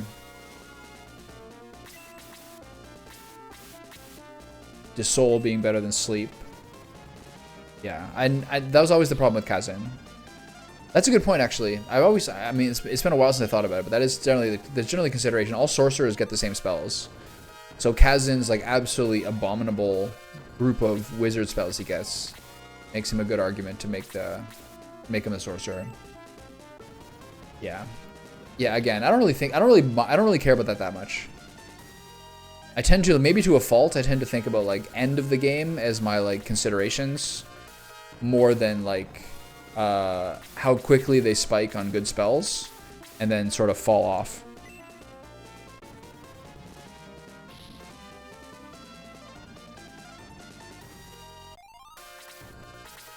Without being obsessive, I don't think I'm a min-maxer, but I really usually in most games often care about who's gonna like scale the best into the end for like the ultimate end party. Just having faith that you will eventually get there. So there's still an orc sneaking up behind us, but he still seems pretty far away. He's kind of like inching along. That's a crazy difference. 21 levels. Jesus. Does that mean 35 total levels? That doesn't mean 35 levels post promotion, does it?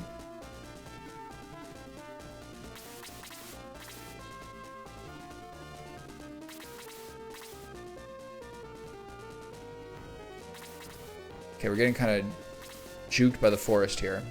Now Geralt. Yeah, right. Okay. 56. Wow, that's such a crazy difference. But Kazan only has one spell, so you better get it soon. One hopes.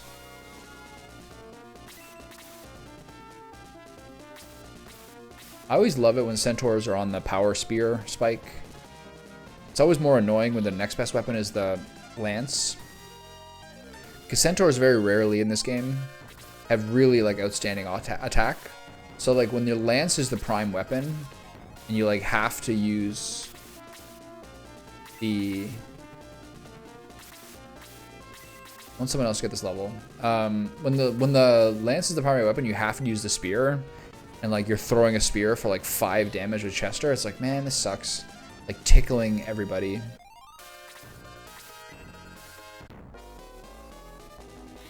I love freeze.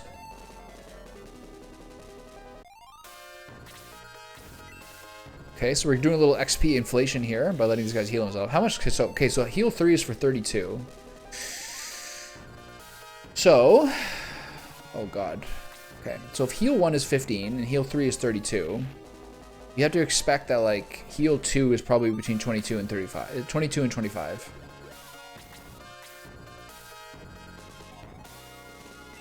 That would be a reasonable expectation. Oh my god, Kiwi. I think you're the new contender for the power ring.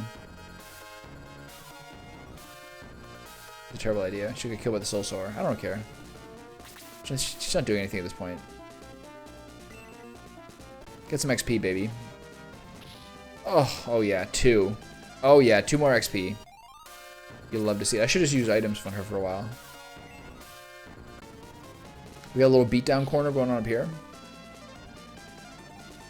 Slade's 19, HP by 1, attack by 1, defense by 1, agility by 1. I'm about like 1/3 to halfway through season 4 of Breaking Bad. And it's this period where it's like completely the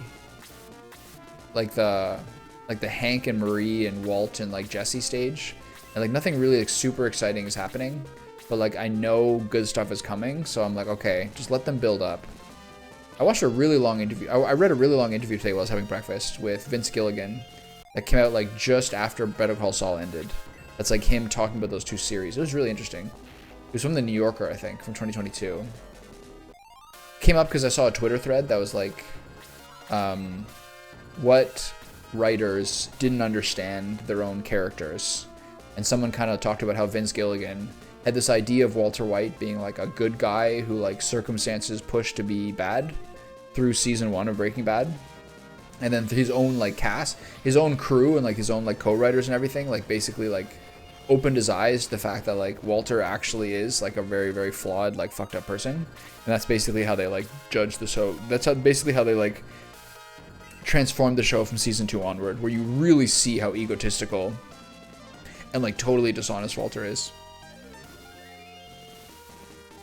HP defense 1. I also did a competitive co-op run last year. How's that work?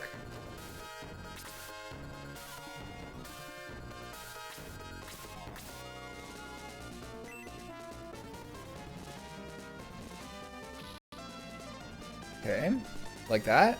Rick is instantly, as soon as we get him, become useful. It's hard to agree with the Centaur with a power spear spike. Who can I attack here? Okay.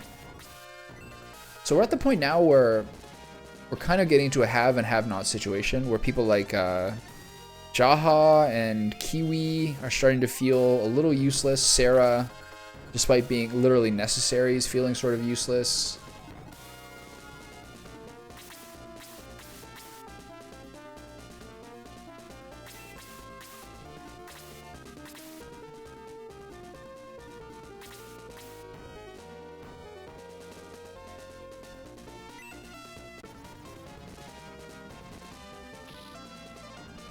Competitive co-op. I don't know how that works. Those two words are antithetical.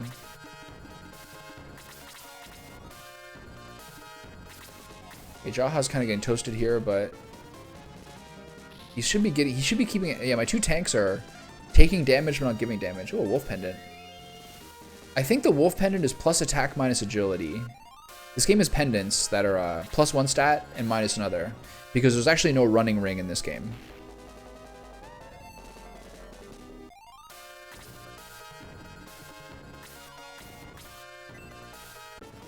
Very interesting. I think that's plus attack minus agility. I might just give it to Geralt. Continue to make him like the Giga carry.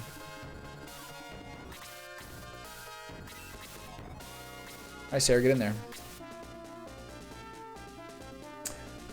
So we each controlled half the force, but kept score of kills, and whoever the most kills won. So we would steal each other's kills and like not heal each other's team. Yeah. It's like the water bottle game. You know what I mean? Where you're like trying to pour water to see whoever spills loses. Basically the same thing. Smart move. Smart move. So whoever has Bowie has like a real... if you have Bowie, do you have an advantage or a disadvantage? It's hard to tell.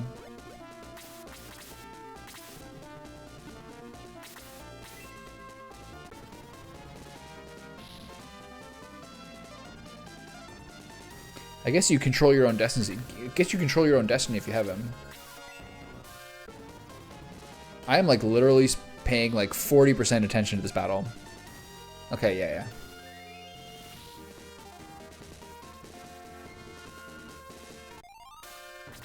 Max 40% attention. Is there still an orc down here? Sniffing around?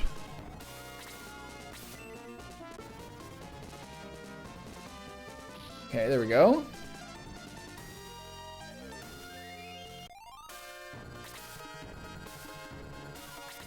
I really just want to get Kiwi a couple more kills. How much health does this guy have? How much does freeze do to this guy? 8? So that's reduced, or is it normal? I think freeze does 8 to 9 in this.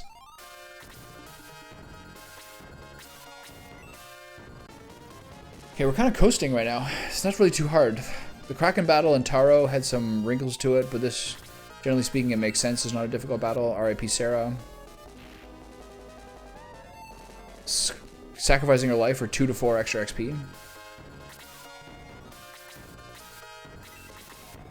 I'm actually going to go down here and try to tank this guy. And try to get Kiwi a level here. This is going to do probably 16 to 18 damage. 18. And he's stunned. And he gets... oh. Whoa, he got a counterattack for being stunned? That's so crazy. I guess you can't do anything about that.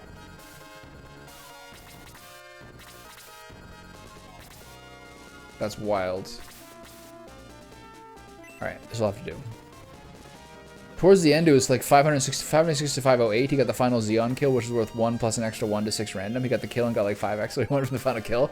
That's the like if they're making the movie about the if they're making a movie about the competitive move, that's the best possible scenario. I can't believe you guys are so even. Over 1,000 kills. You're within 2 of each other. That's crazy. Attack by 2, defense by 1, agility by 1. That plus 2 attack will really help Kiwi here. That's like Rounders the movie.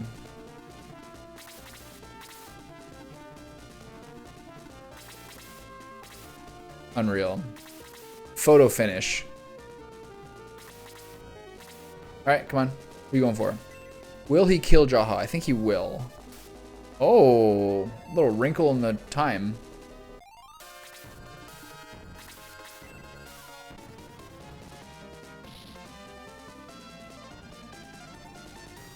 HP by 2, attack by 1, defense by 1, agility by 1. Thermos learned the new spell. Oh, I got Bolt, actually, wow. So it takes 22 levels to learn Bolt. Okay, so there's the Harpy battle, and then... is the first Creed battle the chess one? It is, right? He shrinks you down?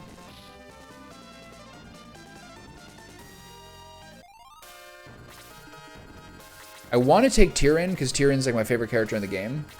But I will probably take Karna, because Sarah is so bad. It's a hard call. Oh. Slade, you needed that, buddy. You needed that.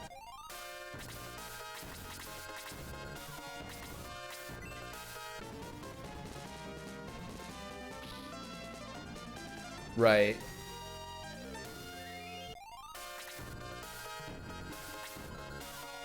Harpy, outside Creed, yeah, makes sense. And then chess, and then rats. Rats with Wilbur is after chess? I forgot about that.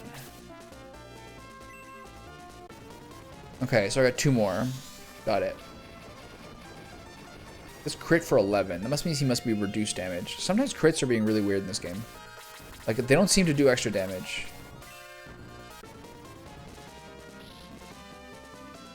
Apparently the sorcerer in this mod. So the summons do less damage and cost more mana.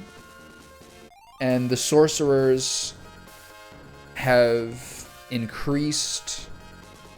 the sorcerers have increased melee capabilities to offset that fact.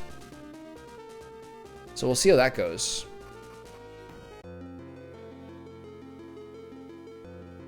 And snipers have a higher crit rate. Brass gunners are tankier, which seems like totally unappealing. They're like, I'm not sure. I understand that they're brass gunners, so they should be tanky, but like, I don't understand the point of having like a tanky backline member. Master monks have considerably weakened healing, like in terms of like spell advancement. Like they can't get aura, stuff like that. So you can't solo master monk heal. So there's some wrinkles coming. Pegasus Knights they're largely the same. I think they're a little weakened. Gladiators are replaced with a class called Berserker. Basically more of like a standard dwarf tank, like resistant to magic. Let's see how it goes. Everyone is either 125 or 150% crit. Does that differ per party member? Would love to see a modern day remaster of these games. Would be nice if they could add them to a collection. I would love to see a modern day remake of these games too, absolutely. Sort of strategy tactics games are like my favorite video games. And I kind of wonder whether it's yet another one of those circumstances where the ownership of the games is a little murky, like between Sega and Camelot, and whether that has affected it to some degree. Or maybe it's just like hasn't been like a large priority because they're sort of niche games. Like they have a passionate community, but they are sort of niche. Like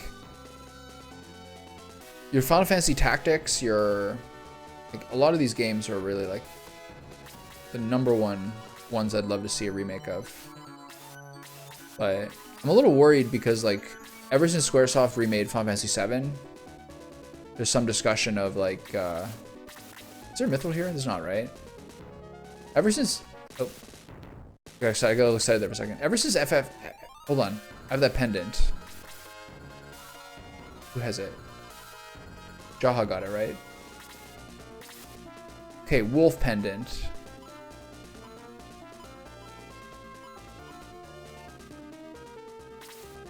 Can't do this math. Give to... ever since FF7 has continued to have chapters, they'll talk about like what other Final Fantasies they would most likely remaster or remake, and largely the consideration is between 6 and 9. And they've even sort of said that if they did Final Fantasy VI, it would be more like an HD 2D remake. And that kind of worries me a little bit, because I love FF6 like maybe more than any game ever. So I kind of would wonder whether that was like giving it enough of a tribute. It's based upon class, the normal game. Okay, what does this do? So 15 agility at the cost of 5 attack. So obviously the wolf pendant is something that you would give to a caster then.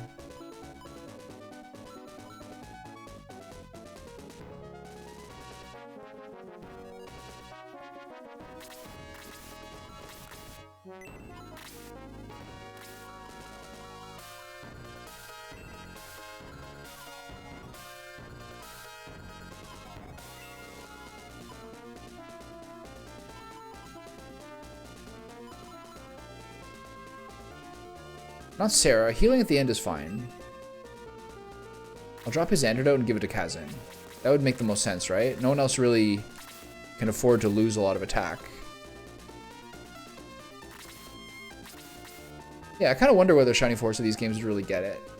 It seems like a number of like the slightly it seems like a number of the franchises which are like slightly below the top end of like people's favorite retro games, like the Breath of Fires and Shining Forces of the world, just don't seem to have the sort of demand to justify the kind of remake or to justify the effort of continuing the series. Kind of sad. Suikoden is kind of in that thing too. But the problem with Suikoden is like past Suikoden 1 and 2, like the guys who made the original game aren't even here anymore. Wait. Like literally the guy who made Eiyuden Chronicles, who was the originator of Suikoden 1 and 2, he's now dead out of nowhere. It's so random. What's wrong, Adler?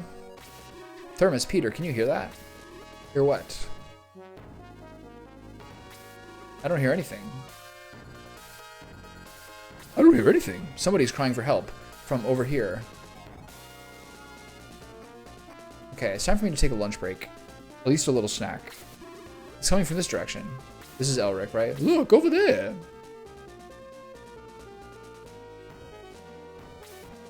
Help me! An elven boy? He's stuck in the pond. He must be very tired. Let's pull him out.